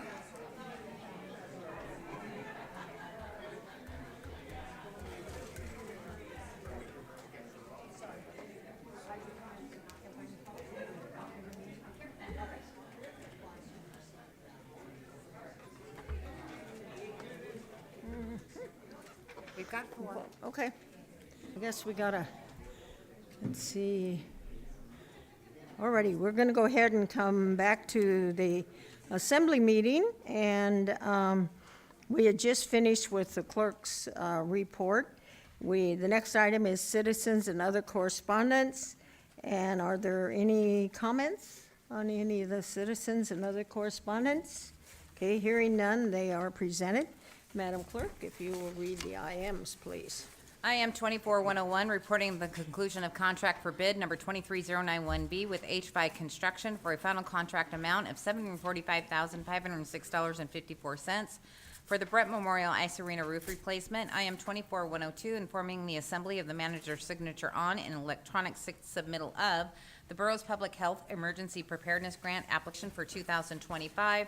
IM 24103, informing the assembly of the manager's signature on and submittal of an application for reallocation of Homeland Security grant program funding for training. Okay, are there any comments on the IMs? Okay, hearing none, they are presented. We do not have persons to be heard under special orders. The next item is our public hearings, and we have the 3 public hearings that deal with the assessment rule for the LIDs. And is there any objection from the assembly regarding taking all 3 at once? These are projects that have been completed, and so we're ready to, I guess, put out the assessment roll on it. I think is that the correct title? The assessment roll? Okay, thank you. So is there any objection doing the next 3? Okay, I don't see anything either. Okay, Madam Clerk, so if you'll read those 3, please. Ordinance 2420, an ordinance confirming the assessment roll for Moose Park Subdivision Road Paving Local Improvement District Number 645 and establishing the method of terminating assessments and making refunds to property owners. With accompanying ordinance 2421, an ordinance providing for the financing not to exceed $411,000 principal amount of special assessment internal service funds for the Moose Park Subdivision Road Paving Local Improvement District Number 645 and fixing details of said financing. Ordinance 2422, an ordinance confirming the assessment rule for South Francine Street Natural Gas Local Improvement District Number 651 and establishing the method of terminating assessments and making refunds to property owners. With accompanying ordinance 2423, an ordinance providing for the financing not to exceed $35,000 principal amount of the special assessment internal service funds for South Francine Street Natural Gas Local Improvement District Number 651 and fixing details of said financing. Ordinance 24025, an ordinance confirming the assessment roll for the South Marina Circle Road Paving Local Improvement District Number 653 and establishing the method of terminating assessments and making refunds to property owners. With accompanying ordinance 2426, an ordinance providing for the financing not to exceed $58,800 principal amount of special assessment internal service funds for South Marina Circle Road Paving Local Improvement District Number 653 and fixing details of said bonds. If you're on the phone and would like to speak to any of these 3, press *3. Hi. Hi. Staff report, please. Through the mayor to the assembly, Cheyenne Heindel, finance director. Before you, we have 3 LIDs, 2 road paving LIDs, 1 natural gas LID, all of which the work has been done. We are ready to set the assessment roll and send out the first set of bills. For the first LID, Moose Park, there were 65 lots in it. The price per lot is $6,319.76. For South Francine Street, it was the gas LID, 3 lots in it. The price per lot is $11,647.33. And for the final one, South Marina Circle, 12 lots in that LID, price per lot is $4,899.23.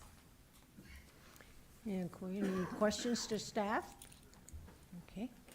Assembly person, there you have your light on. Did you have questions? Okay, all right. Seeing no questions from staff, thank you. I'll go ahead and open the public hearing then on these three LIDs. Is there anyone that, do we have a sign-up sheet? No, no sign-up sheet. Is there anyone that would like to address the assembly on any of these ordinances? Okay, do we have anybody online, sir? We do not. Give you one chance here. Okay, seeing no one, then I'll go ahead and close the public hearing and just. Yeah, okay, there we go, sir. I move to adopt ordinance numbers 24-20, 21, 24-024, excuse me, 24-021, 24-022, 24-023, 24-025, and ordinance 24-026. Okay, is there discussion? Is there any objection? Seeing no objection or hearing no objection, the legislation passes. Madam Clerk. Ordinance 2430, an ordinance adopting MSB 2.55, Labor Relations Board duties and hearing procedures, amending MSB 4.36010, Labor Relations Board to reference the newly adopted portion of code and repealing MSB 2.54040, Labor Relations Board in its entirety in order to eliminate duplicate information in code chapters and create more consistent code for the Labor Relations Board and its procedures. If you're on the phone and would like to speak to this, press *3. Who's doing this? We got Brenda Henry. Oh, okay, all right. Thank you, Madam Mayor. For the record, my name is Brenda Henry. And the Labor Relations Board was established in 1976 and made permanent in 2005. The purpose of the board is to uphold the borough's policy to promote harmonious and cooperative relations between the government and its employees. It also intended to protect employee rights to form labor organizations. In 1985, the Borough Attorney's Office issued a memorandum recommending that the Labor Relations Board adopt hearing procedures. In 1994, the board conducted a work session with the support of the Borough Attorney's Office to develop those procedures. The results of that work session were never formally put into place. In 1995, the clerk's office requested that the board develop hearing procedures, but a review of the minutes from 95 through 2005 reflect that no action was ever taken by the board. The last time this board met was in 2006, and although they don't meet regularly, it's important that procedures be developed and codified so that this is not left undone for a future board. The procedures in Ordinance 24030 were developed from the board work session minutes from 1994 and from modeling the quasi-judicial process that the borough's Board of Adjustments and Appeals utilizes, as was recommended by the borough's attorney's office in 1994. Okay, is there questions by the assembly to the staff? No? Okay, I'm gonna go ahead and open the public hearing on ordinance 24-030. We have a sign-up sheet. We do not have a sign-up sheet. Anyone like to address the assembly on this ordinance? Anyone online, sir? No? One last chance. Okay, I'm gonna close the public hearing and, Deputy Mayor? I move to adopt ordinance 24-030. Okay, is there discussion? Is there any objection? Seeing and hearing no objection, the legislation passes. Ordinance 24047, an ordinance accepting and appropriating $828,750 from the Alaska State Department of Fish and Game Sustainable Salmon Fund for Coal Creek and Cottonwood Creek fish passage improvements, and accepting and appropriating $210,000 in match funding from the City of Wasilla for Cottonwood Creek fish passage improvements, with accompanying resolution 24045, a resolution approving the scope of work and budgets for the Coal Creek and Cottonwood Creek fish passage improvements and authorizing the manager to enter into funding and maintenance agreements with the State of Alaska and the City of Wasilla. If you're on the phone and would like to speak to this, press *3. Staff report, sir?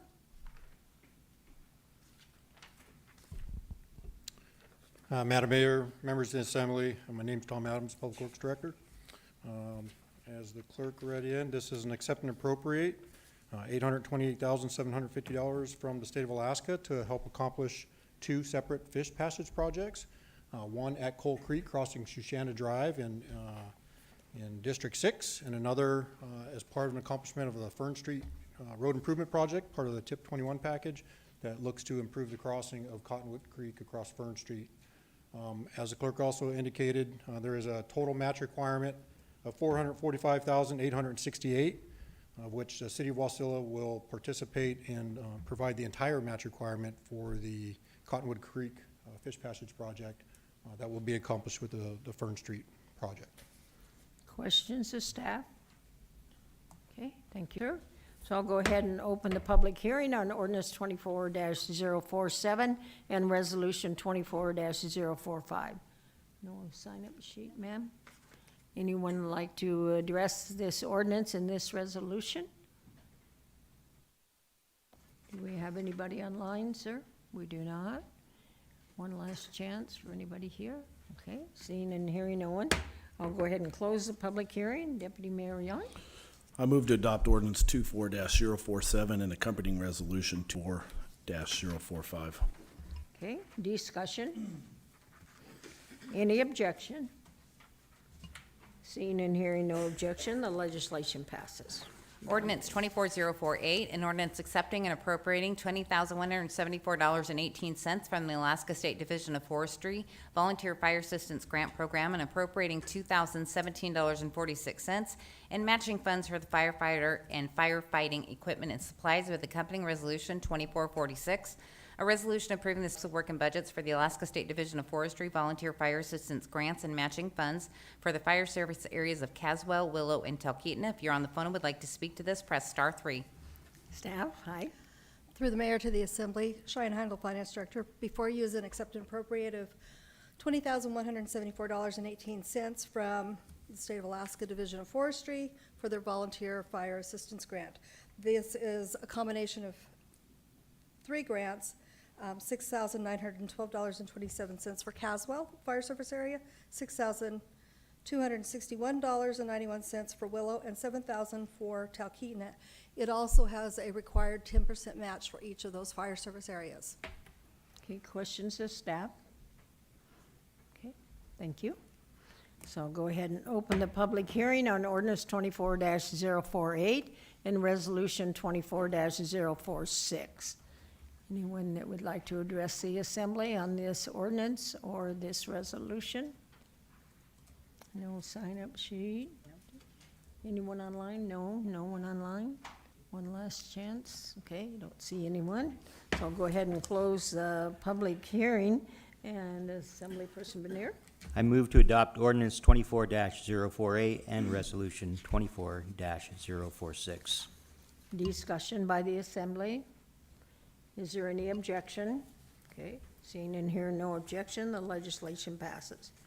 Ordinance 2450, an ordinance approving a reappropriation of $85,000 from the fiscal year 2024 area-wide rescue operating budget to purchase a hazardous materials response tow vehicle with accompanying resolution 24048, a resolution approving the amended budget for the hazardous materials response tow vehicle project. If you're on the phone and would like to speak to this, press *3. Let me just say for the audience, if you have the agenda in your hand, and I just want you to know that the clerk did not err in reading 24049 because that has been pulled earlier and the agenda was adjusted. So just so if you're following along, okay. Already staff reports, sir.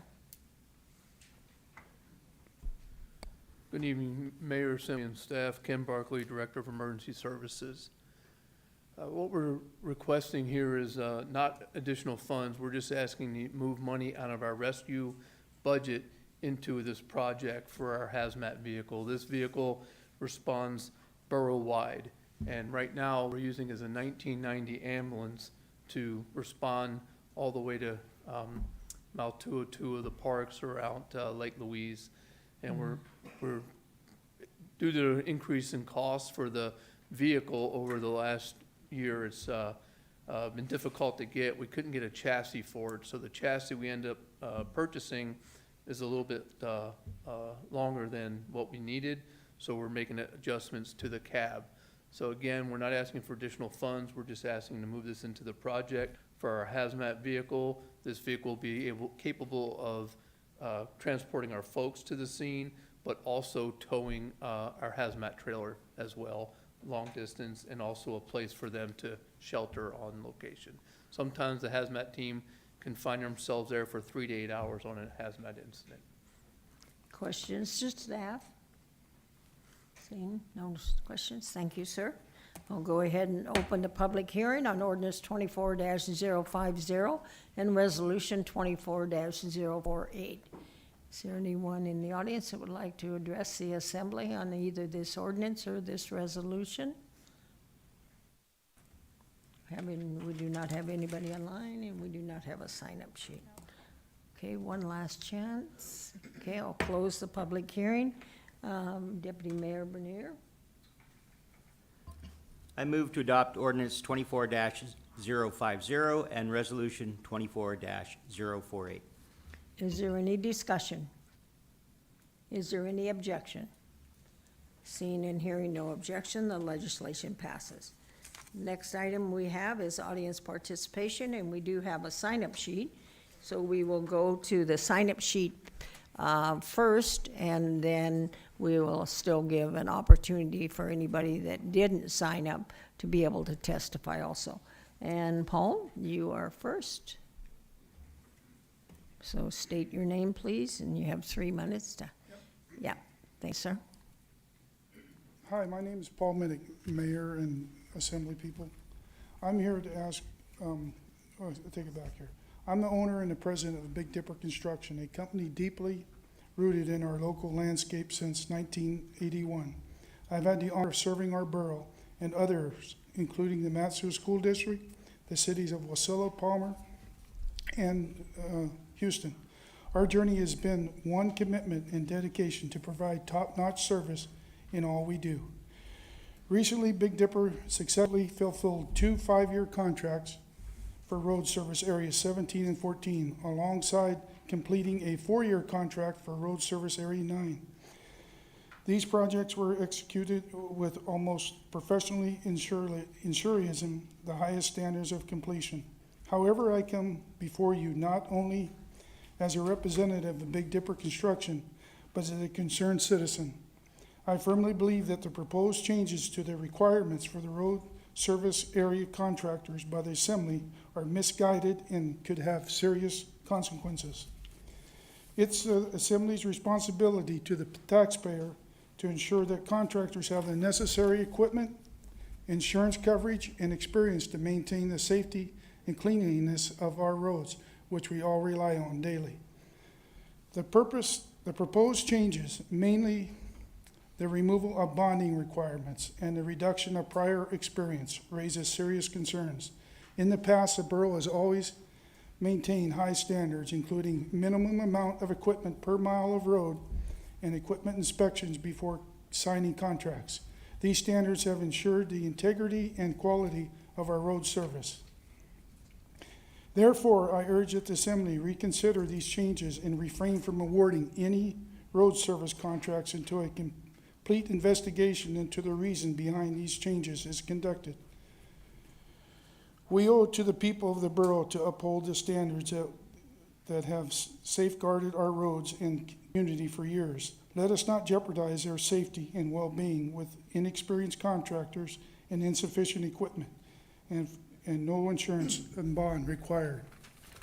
I just feel that we need a bond for the road service contract, and you guys have neglected saying that they don't need one anymore. And I just wanted to be aware that that's how I feel. So. Okay? All right, thank you. Elizabeth?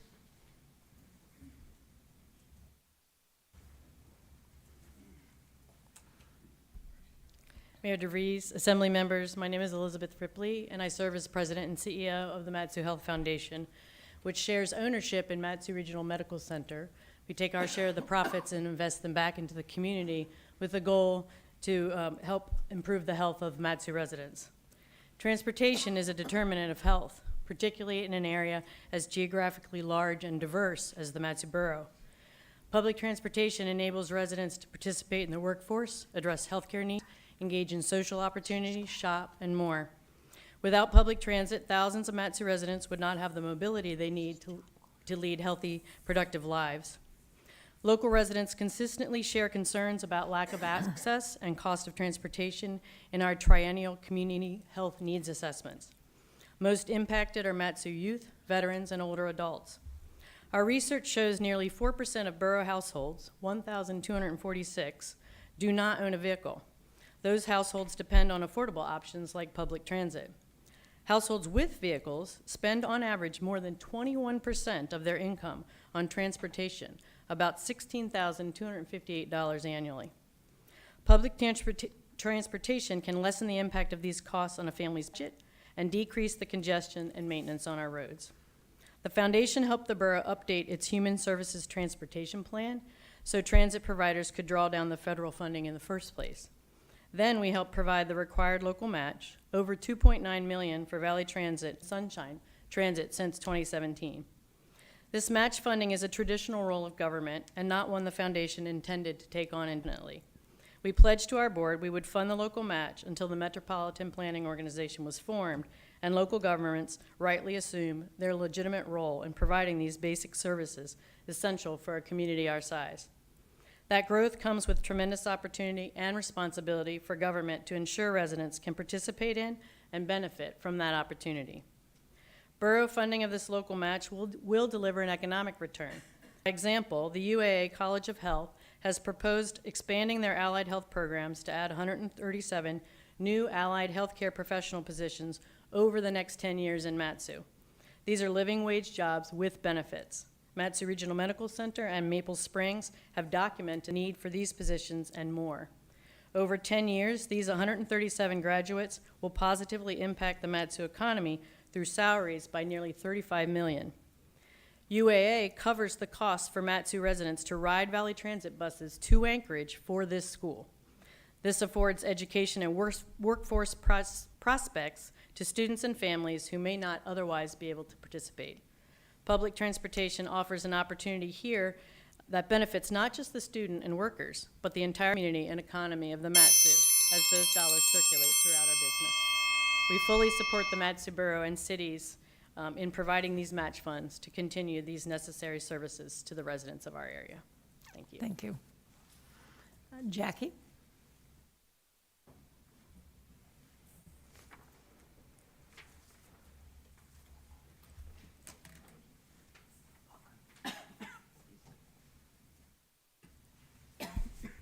Good evening, Mayor and Assembly. My name is Jackie Goforth, and I really hate to add another big wrench into the works here, but there's a law on the books.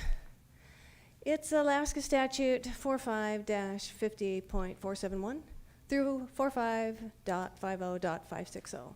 Failure to register with the Alaska Department of Law prior to soliciting charitable contributions violate the Alaska Charitable Solicitations Act and they subject the person to civil penalties under the Alaska Consumer Protections Act. I don't know if you realize this, but the American Library Association is a Marxist organization, okay? And if you don't believe that, just go on a search bar and put in ALA space Marxism, and you will find out all about it. Now, for the last 60 years or so, they've been changing things and putting in documents into library policies that are not official documents. And they say things like, you can read anything regardless of your age. That is not legally true. Now, I want you to know that everything I'm showing you is true. It always has been.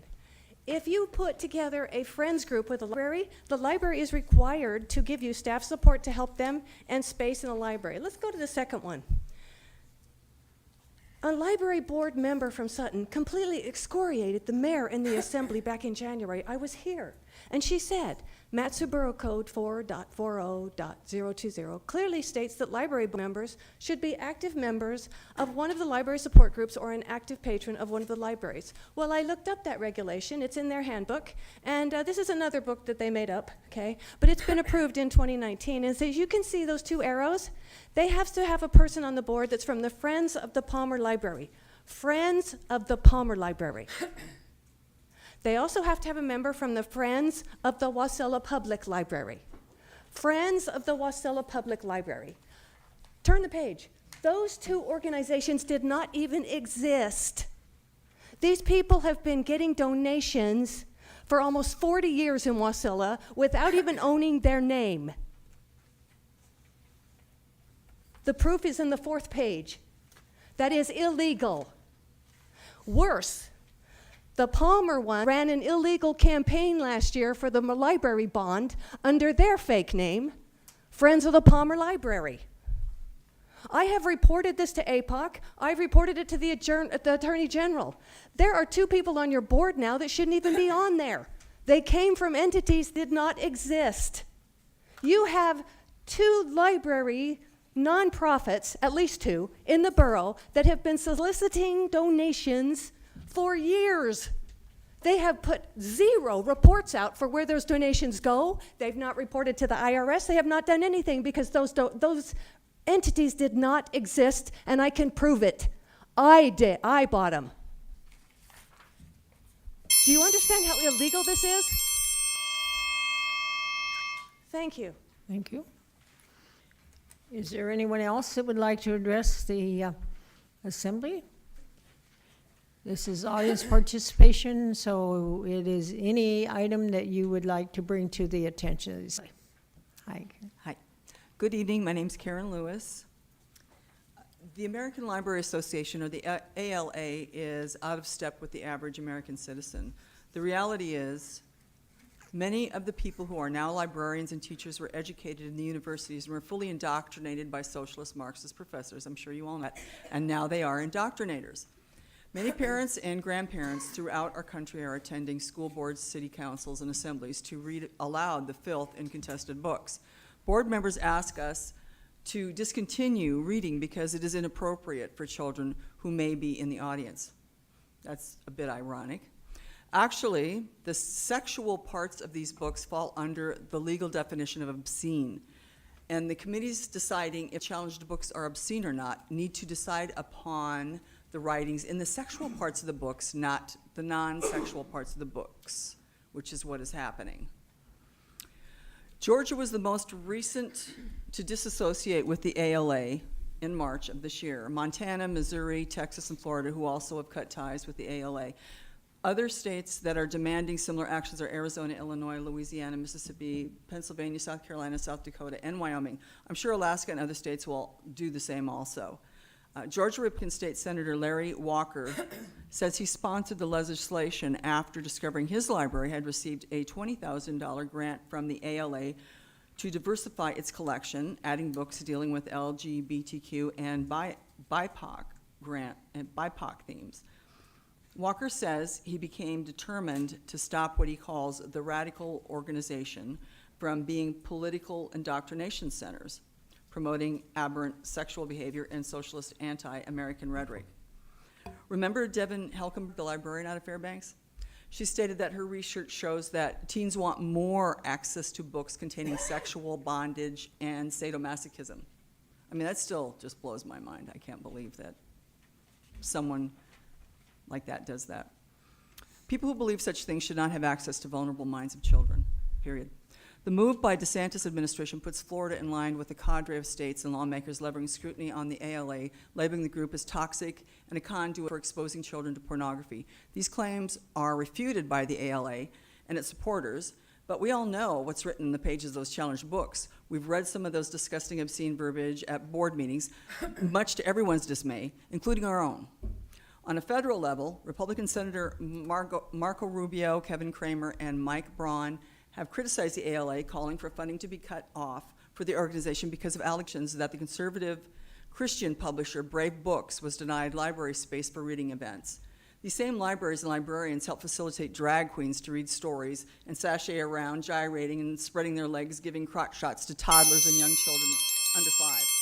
But deny Christians the ability to read encouraging, uplifting stories to young children, which would help them build good character, confidence, and good morals. We as adults have a moral obligation to make sure we prevent deviant, immoral people from twisting the minds of children everywhere. Thank you. Anyone else that would like to address the assembly on any subject?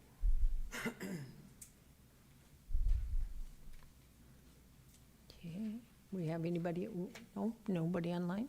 Okay, one last chance for anyone that would like to address the assembly. The item doesn't have to be on the agenda. It can be any item you want to talk to the assembly about. Okay. See any movement, so I'll go ahead and close audience participation. And then we will move to the consent agenda. Madam Clerk? Resolution 24047, a resolution amending the scope of work and budget for the fiscal year 2023 vac truck project to replace an aging Talkeetna sewer and water truck and utility box with crane. AM 24048, awarded bid number 24119B to Neeser Construction, and the contract amount of $1,774,350 to construct East Smith Road Extension and Pathway. AM 24049, awarded bid number 24125B to Granite Construction Company, and the contract amount of $791,630 to construct Knick-Knack Muck Shack improvements. AM 24052, awarded bid number 24121B to McKenna Brothers Paving, and the contract amount of $1,656,989 to perform annual road maintenance for Bogard Road service area. AM 24053, awarded bid number 24122B to Battleground LLC, and the contract amount of $1,075,217.50 to perform annual road maintenance for Midway Road service area. AM 24054, awarded bid number 24094P to Michael Baker International, in the contract amount of $559,266 to prepare a Safe Streets for All comprehensive safety action plan. AM 24055, authorization to vacate the 30-foot public use easement on the western boundary of Government Lot 6 near the north shore of Big Lake. The easement contains approximately 23,940 square feet. Property is located directly west of South, about the time street, and directly north of Southwest Judy Avenue within the Northwest Quarter, Section 26, Township 17 North, Range 4 West, Seward Meridian. Okay. Deputy Mayor, you want to move the consent agenda? I move to approve the consent agenda as read into the record by the clerk. Is there any objection? No?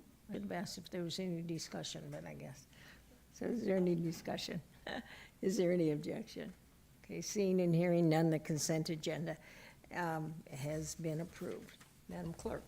Resolution 24055, a resolution requesting and encouraging the Alaska State Department of Public Safety to hold additional meetings for the public to provide more information and gather more public input on the expansion of the Chickaloon Tribal Police Department Special Commissions. It was pulled by Assemblymember Hale.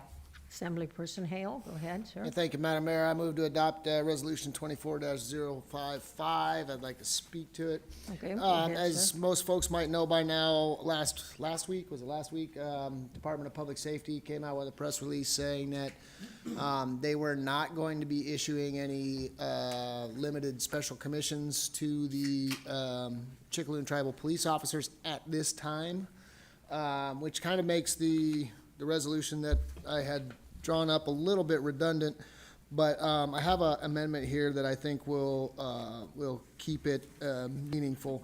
So I move to amend resolution serial number 24-055 to insert an additional clause to read as follows.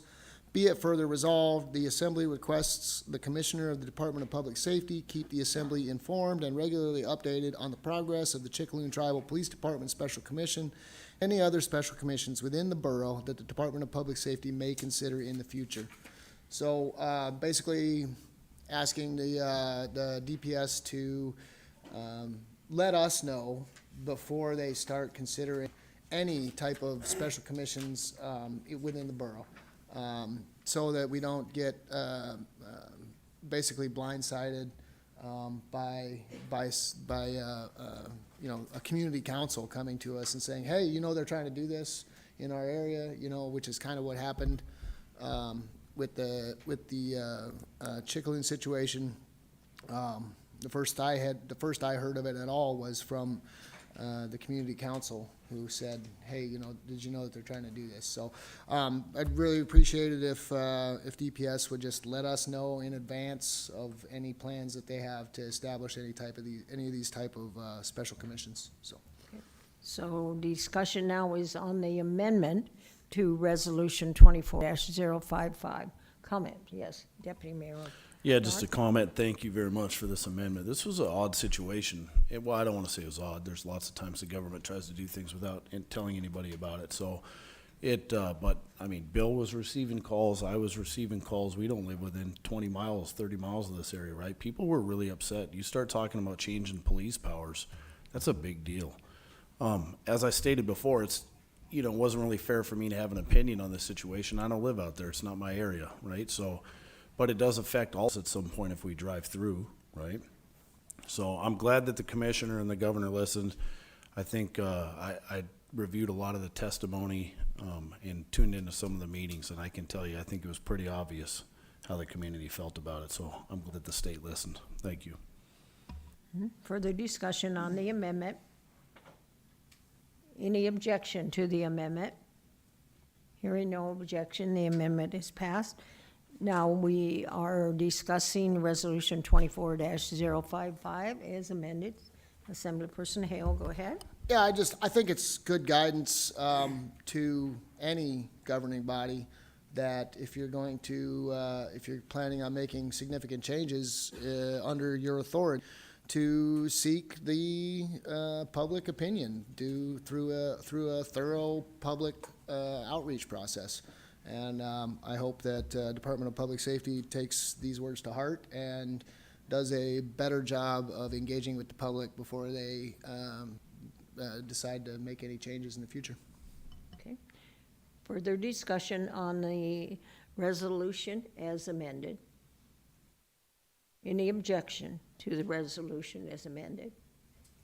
Seeing none, the resolution has been passed. AM 24, oh, sorry, Madam Mayor. That's all right. AM 2450, authorization to vacate a 50-foot wide public use easement that was created to cover South Horseshoe Lake Road and to vacate the borough's interest in the 50-foot wide Patton Reservation and the overlaying 50-foot wide public use easement, all located north of West Lakes Boulevard, east and west of South Horseshoe Lake Road, south of Hourglass Lake, and west of Horseshoe Lake, lying within the south half of Section 14, Township 17 North, Range 4 West, Seward Meridian, pulled by Assemblymember Bernier. Deputy Mayor Bernier, would you go ahead and move AM 24-050?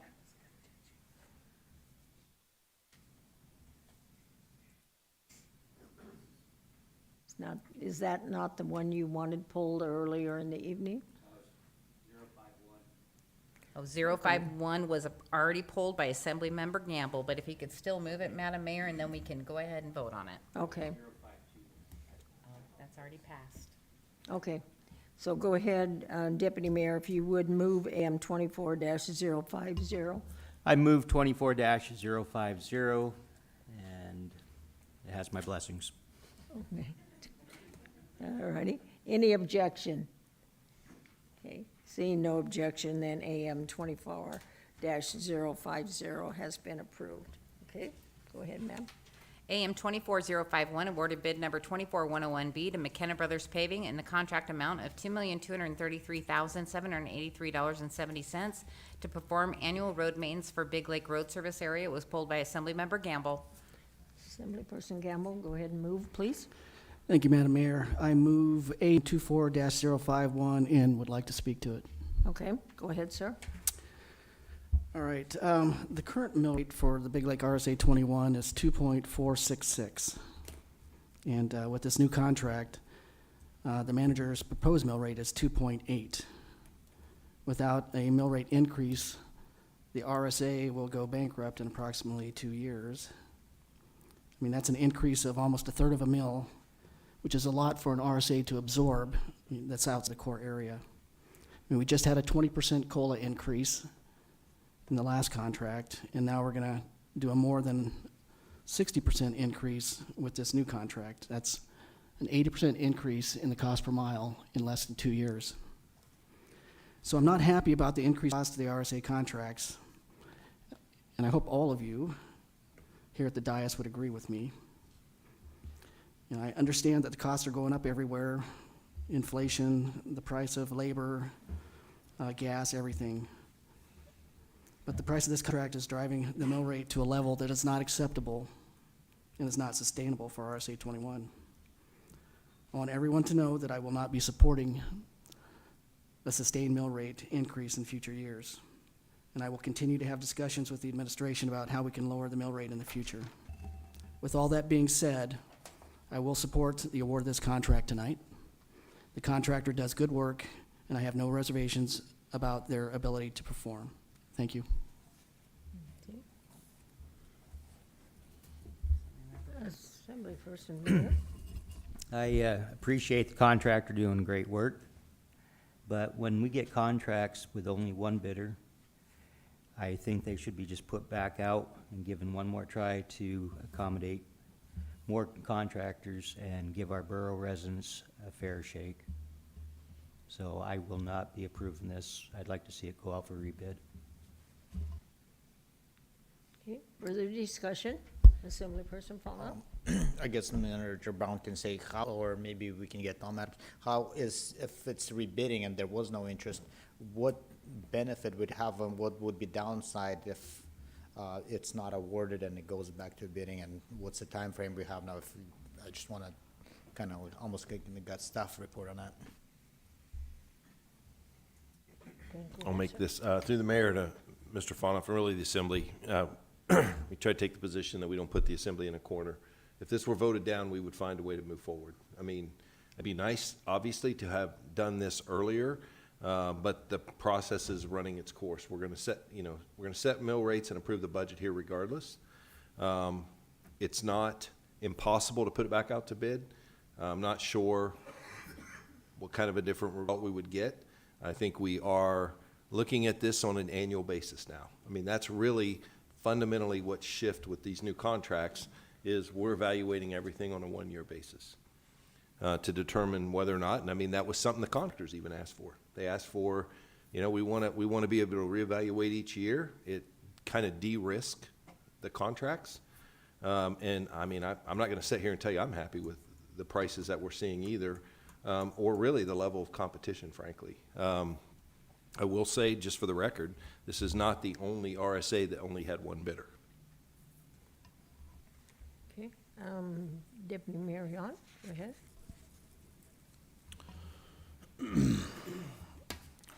I think we set a very dangerous precedent. If you start pulling contracts and not awarding them to who the staff brings to the table. The staff brings them to the table based on who met the requirements, whether they're, agreed upon or not by all, who met the requirements, who was the lowest bidder. It's not a picking winners and losers process. My biggest concern would be, it looks like we're shopping numbers when you do that. And I can tell you, I don't think that's fair to anybody in any industry when you take their numbers and shop them. And so, and whether that's intentional or not, that is absolutely how it would look. I will be supporting this contract for that reason. I've talked to multiple of the contractors, we all have. I think they were all very upset at the end of the 5-year contract. I can't say I blame them. 5 years is a long time, and it gives an opportunity for drastic raises in inflation in different areas. And I think most of us would agree CPI and other ways of looking at inflation are not exactly very relative to road work. So I'm very sympathetic to the contractors that were stuck in the last couple of years of that contract. They asked for shorter contracts and they received it. These are 1 year now with the potential to be 2 and 3. We can bring that up and work through that process again next year, but everybody's upset about the new prices. I get it. We've all had 100 calls up here. I mean, literally, I bet you I've talked to 100 people that are bummed about the new prices. I get it. I'm sympathetic as well, but I just can't support shopping numbers. I've never done it to Lowe's and Home Depot in their international companies, right? I would never take a bid from Lowe's and walk it into Home Depot and show it to them and say, can you beat this? I can't do it. I've never shopped a number of anyone in my life. I think it's disrespectful, and I'm not saying that's would be the intention here, but it sure would look that way. And for that reason, I have to support this. That's all I got. Assemblyperson Hale, go ahead. Yeah, thank you, Madam Mayor. I agree with Assemblymember Yunt. You know, the borough has a competitive bid process, and we award the bid to the lowest compliant, conforming bidder. And if we start messing with that process, if we start, even if it doesn't look, even if it just looks like we're shopping bids, we start to lose the trust of the contractors, we lose the trust of the public, and it's bad policy, so. Okay, Assemblyperson McKee? I may have missed it, but what is the cost per mile on this one?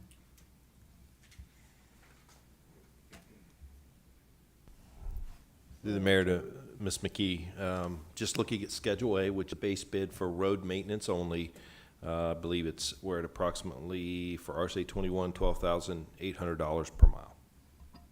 Now, that was a negotiated price. The original bid was $15,990. We were able to negotiate that down to $12,800 after the fact. Now, keep in mind, again, not shopping. That's part of the borough's code and process when you are the lowest responsive bidder. And I appreciate that. That looks better to me going forward. Assemblyperson Manero, go ahead.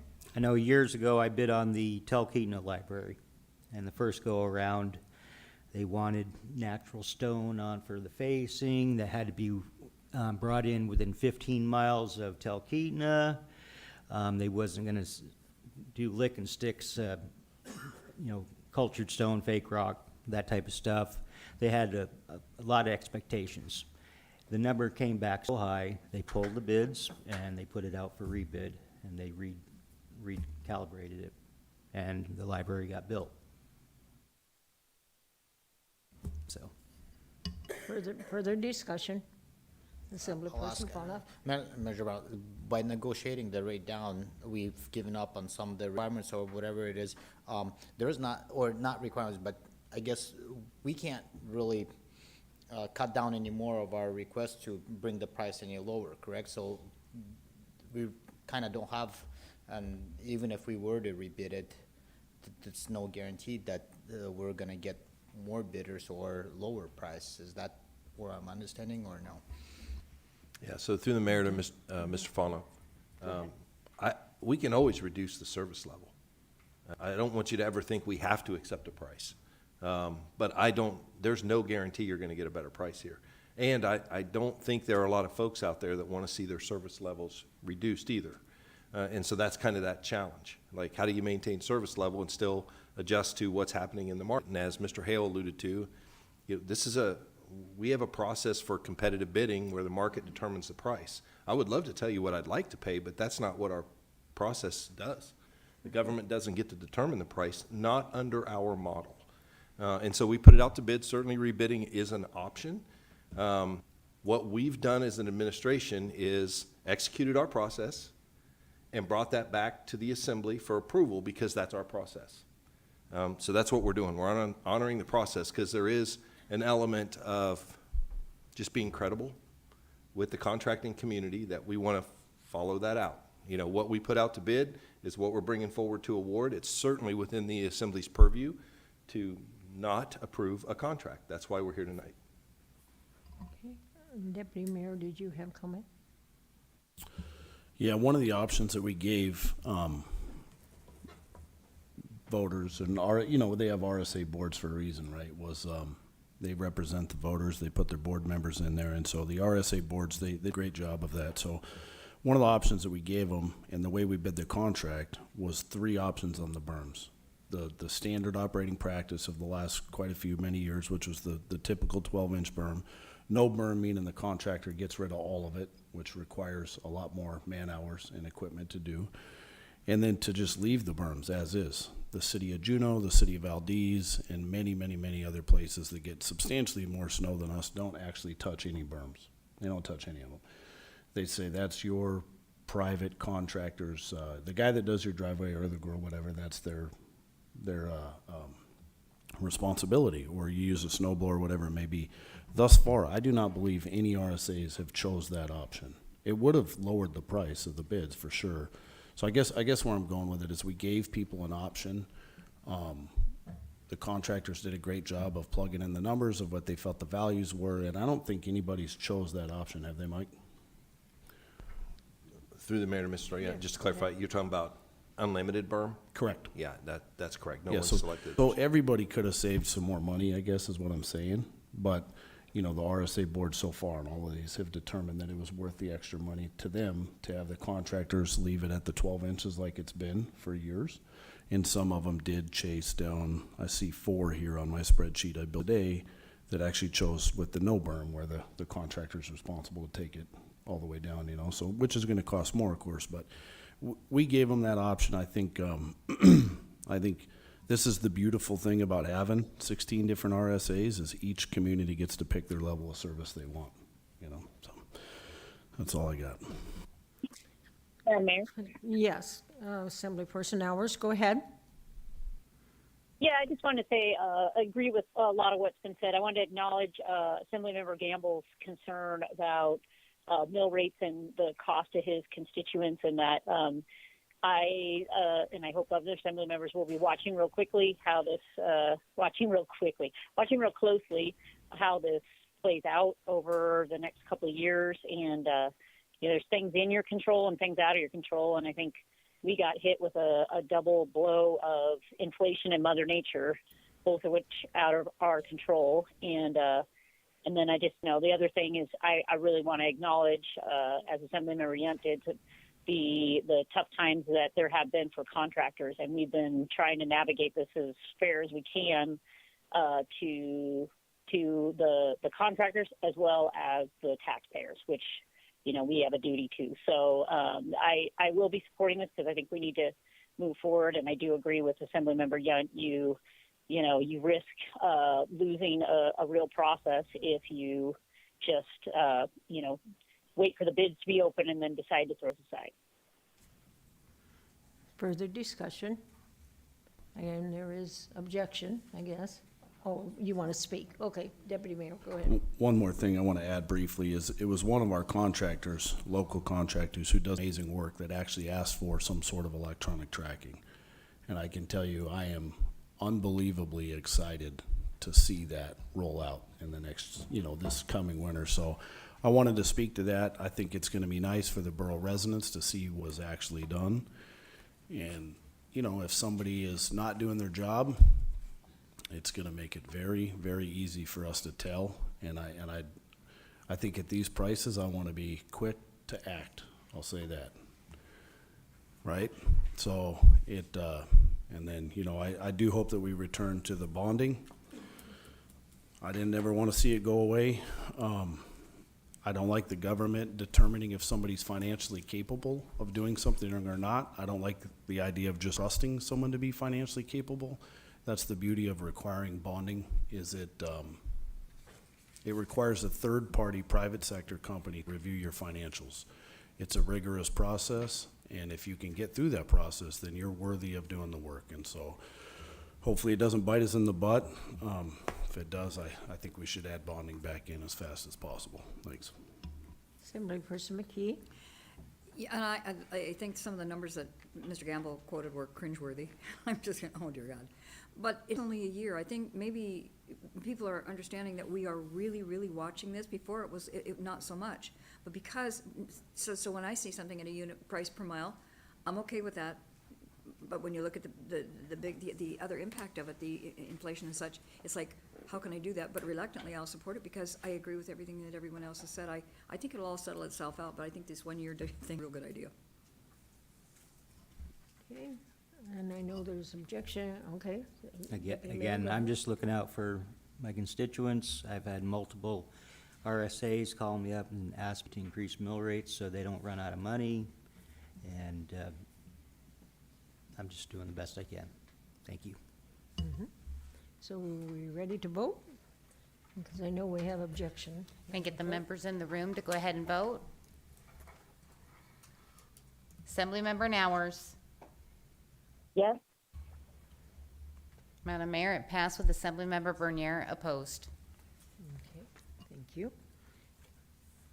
That is it on the consent. Okay.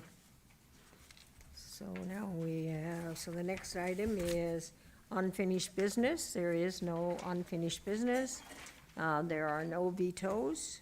And next is new business and the introductions, and Madam Clerk.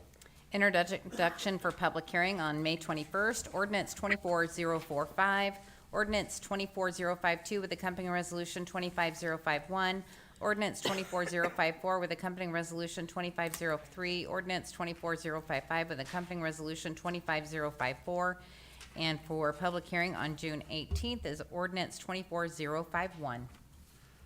Deputy Mayor Muir.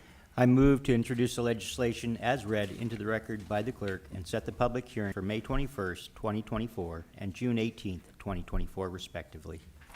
Is there discussion? Is there any objection? Hearing no objection, the legislation has been introduced.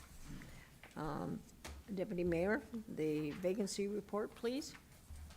I move to confirm the mayor's recommendations as follows. Local Emergency Planning Committee, Jeff Brussels, Joshua Tudor, Parks and Recreation and Trails Advisory Board, resignation of Susanna McDuffie, Plating Board, Carla McBride, Central Mat-Su FSA number 130, resignation of David Tyler, Alpine RSA number 31, Brian Winstroffer, Big Lake RSA number 21, resignation of Mark Fish, and Terry Gorlick. Gold Trail RSA number 28, Harry Zola. Knick RSA number 17, resignation of Flint Shelby.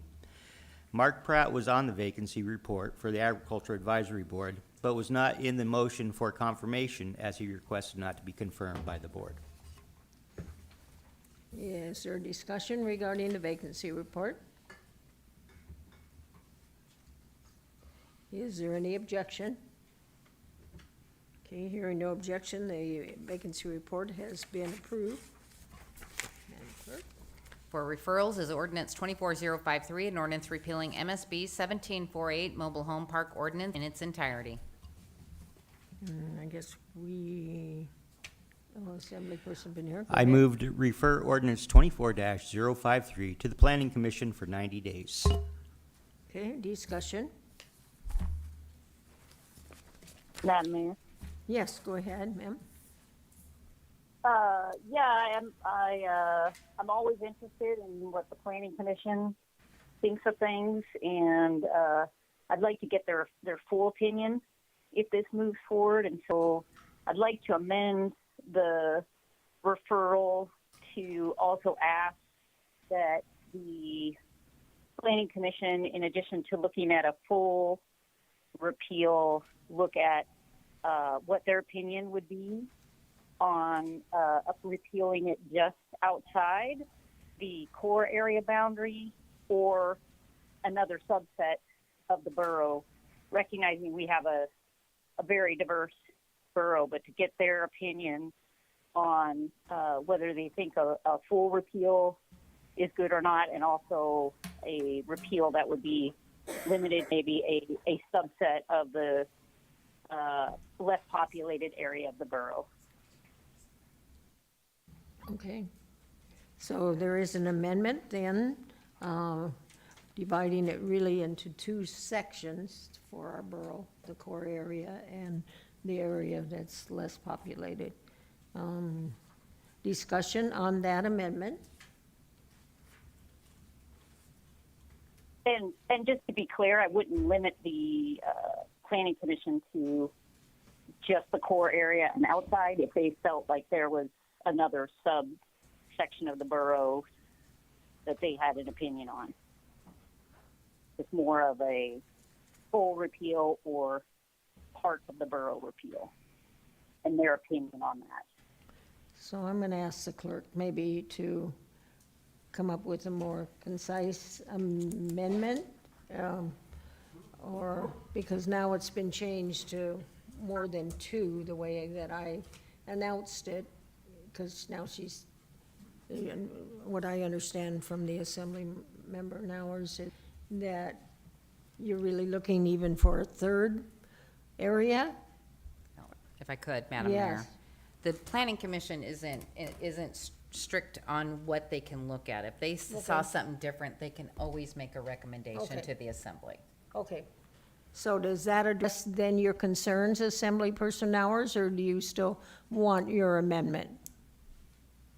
I would still want that for them to know that we're looking for their opinion on a full repeal, or if they have opinions on, well, this makes sense in part of the borough, but maybe not the other part of the borough. And I suggest the core area just because that's defined, but they may have another opinion. But if we want to limit it just to core area and outside, and they could come up with other, that's fine. So if you want to go back to how you had the amendment announced, I would like it to go with language to them, just so that it's communicated.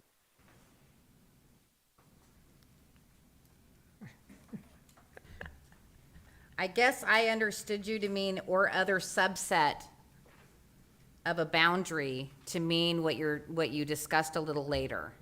Am I correct on that, Assembly Member Nowers? That, yes, other subset including the core area.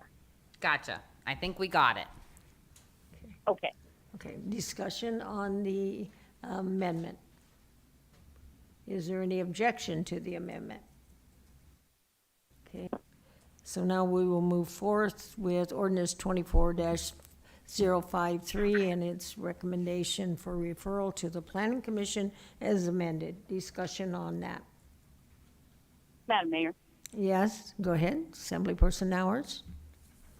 I would just say, we've made referrals in the past, and I kind of, if we're going to ask commissions to spend time on issues, I feel like we have to document them in terms of what the problem is that's happening. And I just, with this, I don't feel like I have enough documentation that there is a real problem with this or understanding of it. So for that reason, I will be voting against it this time.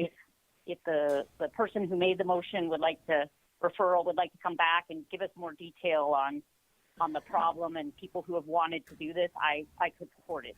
But I can't at this time just because of the lack of documentation of a problem in the borough. with Okay, this. the clerk is cautioning us not to get into debate. This is only a referral. Okay, we are not debating the ordinance itself. Okay, Deputy Mayor. I was gonna call Alex Strawn to the front, but maybe I shouldn't. All right, I'll leave it lay. Okay. Okay. Is there any objection to, and I believe I heard one from Assemblyperson Nowers, so Madam Clerk? Can members in the room go ahead and vote on the referral of this to the Planning Commission? Assembly Member Nowers. No. Madam Mayor, passed with Assembly Member Nowers opposed.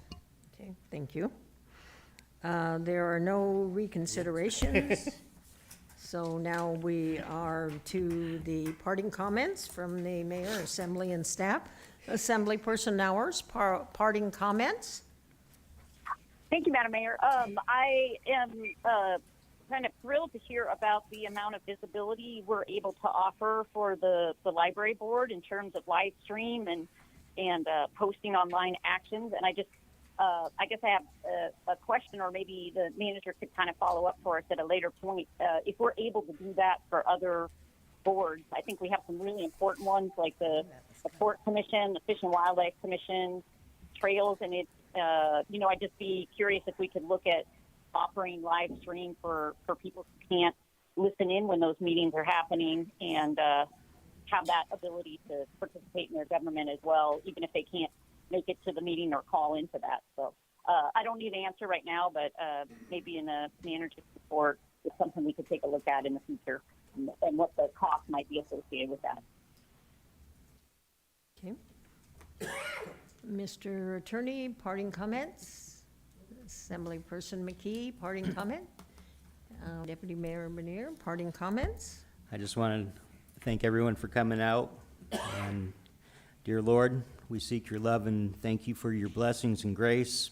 Thank you for the spring to renew our world. May we renew our relationship with you. May your seed fall on fertile ground. May we walk in the narrow path into your garden. We pray for our veterans, our elderly, our youth, the sick, the broken, the addicted. We ask you to bless our borough and state. We pray for our military, first responders, doctors, nurses. Please remember our librarians and teachers. May we all do your will, Lord. Grant our leaders with wisdom. We pray for our enemies. May you change our hearts and help us to have mercy and forgiveness. In Jesus' name, amen. Assemblyperson Hale, parting comments? No, thank you, Madam Mayor. Mr. Manager, parting comments? As the attorney noted earlier, my report earlier took up more than its fair share of time. Have a great evening. Madam Clerk, no. Deputy Milliant, parting comments, sir? Yeah, I got a couple subjects I'd like to touch on. The first is the Matsu Health Foundation. By no means am I saying that the causes they put money into are not worthy, because they are very worthy. I find it quite odd, though, that we live in a community where we tax the health services to every single resident. At some point, everybody's going to walk in that hospital and need help.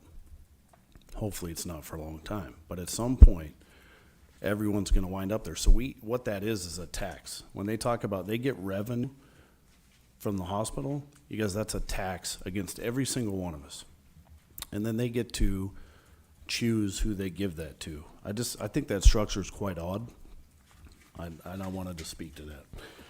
The next thing, the plating board.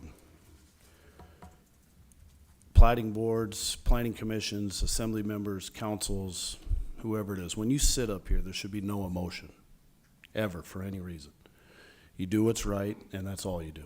You follow code, and you know the difference between right and wrong, and you vote what's right. Last week was a total embarrassment to the Matsu Borough, and I can't even not say that strongly enough. A subdivision came before this plating board that some in the community thought was controversial. Well, let me tell you, I've built a couple houses in my life. I've never met one person who was having a home built that wasn't excited the day they seen the trees go down. Everybody's excited when it's their house. Now it's time for your neighbor to build a house. I'm going to pick a number here. Maybe 10% of people, 20% of people are upset when the neighbor comes in.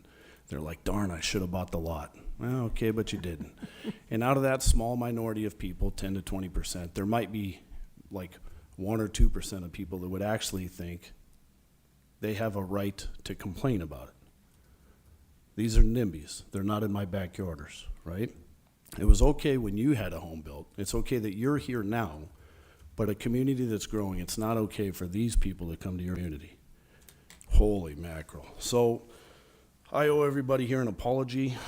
That subdivision met every letter of the code, had done everything the staff had asked of it, the developer and everyone else, and 4 members of that board voted no, including the one I appointed. So I will be bringing forth a resolution in the near future that I will work with the mayor on to see who appointed these 4 people. And like I said, I apologize for the one. And I will probably be seeking the resignation of these members. When you come up here, you owe it to the community to do what's right and wrong, or do what's right and not what's wrong. There's no emotion. If it meets the code, you vote yes. It's pretty basic. So you'll be seeing that in the future. Okay. Parting comments, Assemblyperson Gamble. I have none tonight. Thank you, Mayor. You're fine too, sir. Okay. I don't have any parting comments other than we do get to enjoy some sun before bed, huh? I'm going to go ahead and adjourn the meeting at 8:57.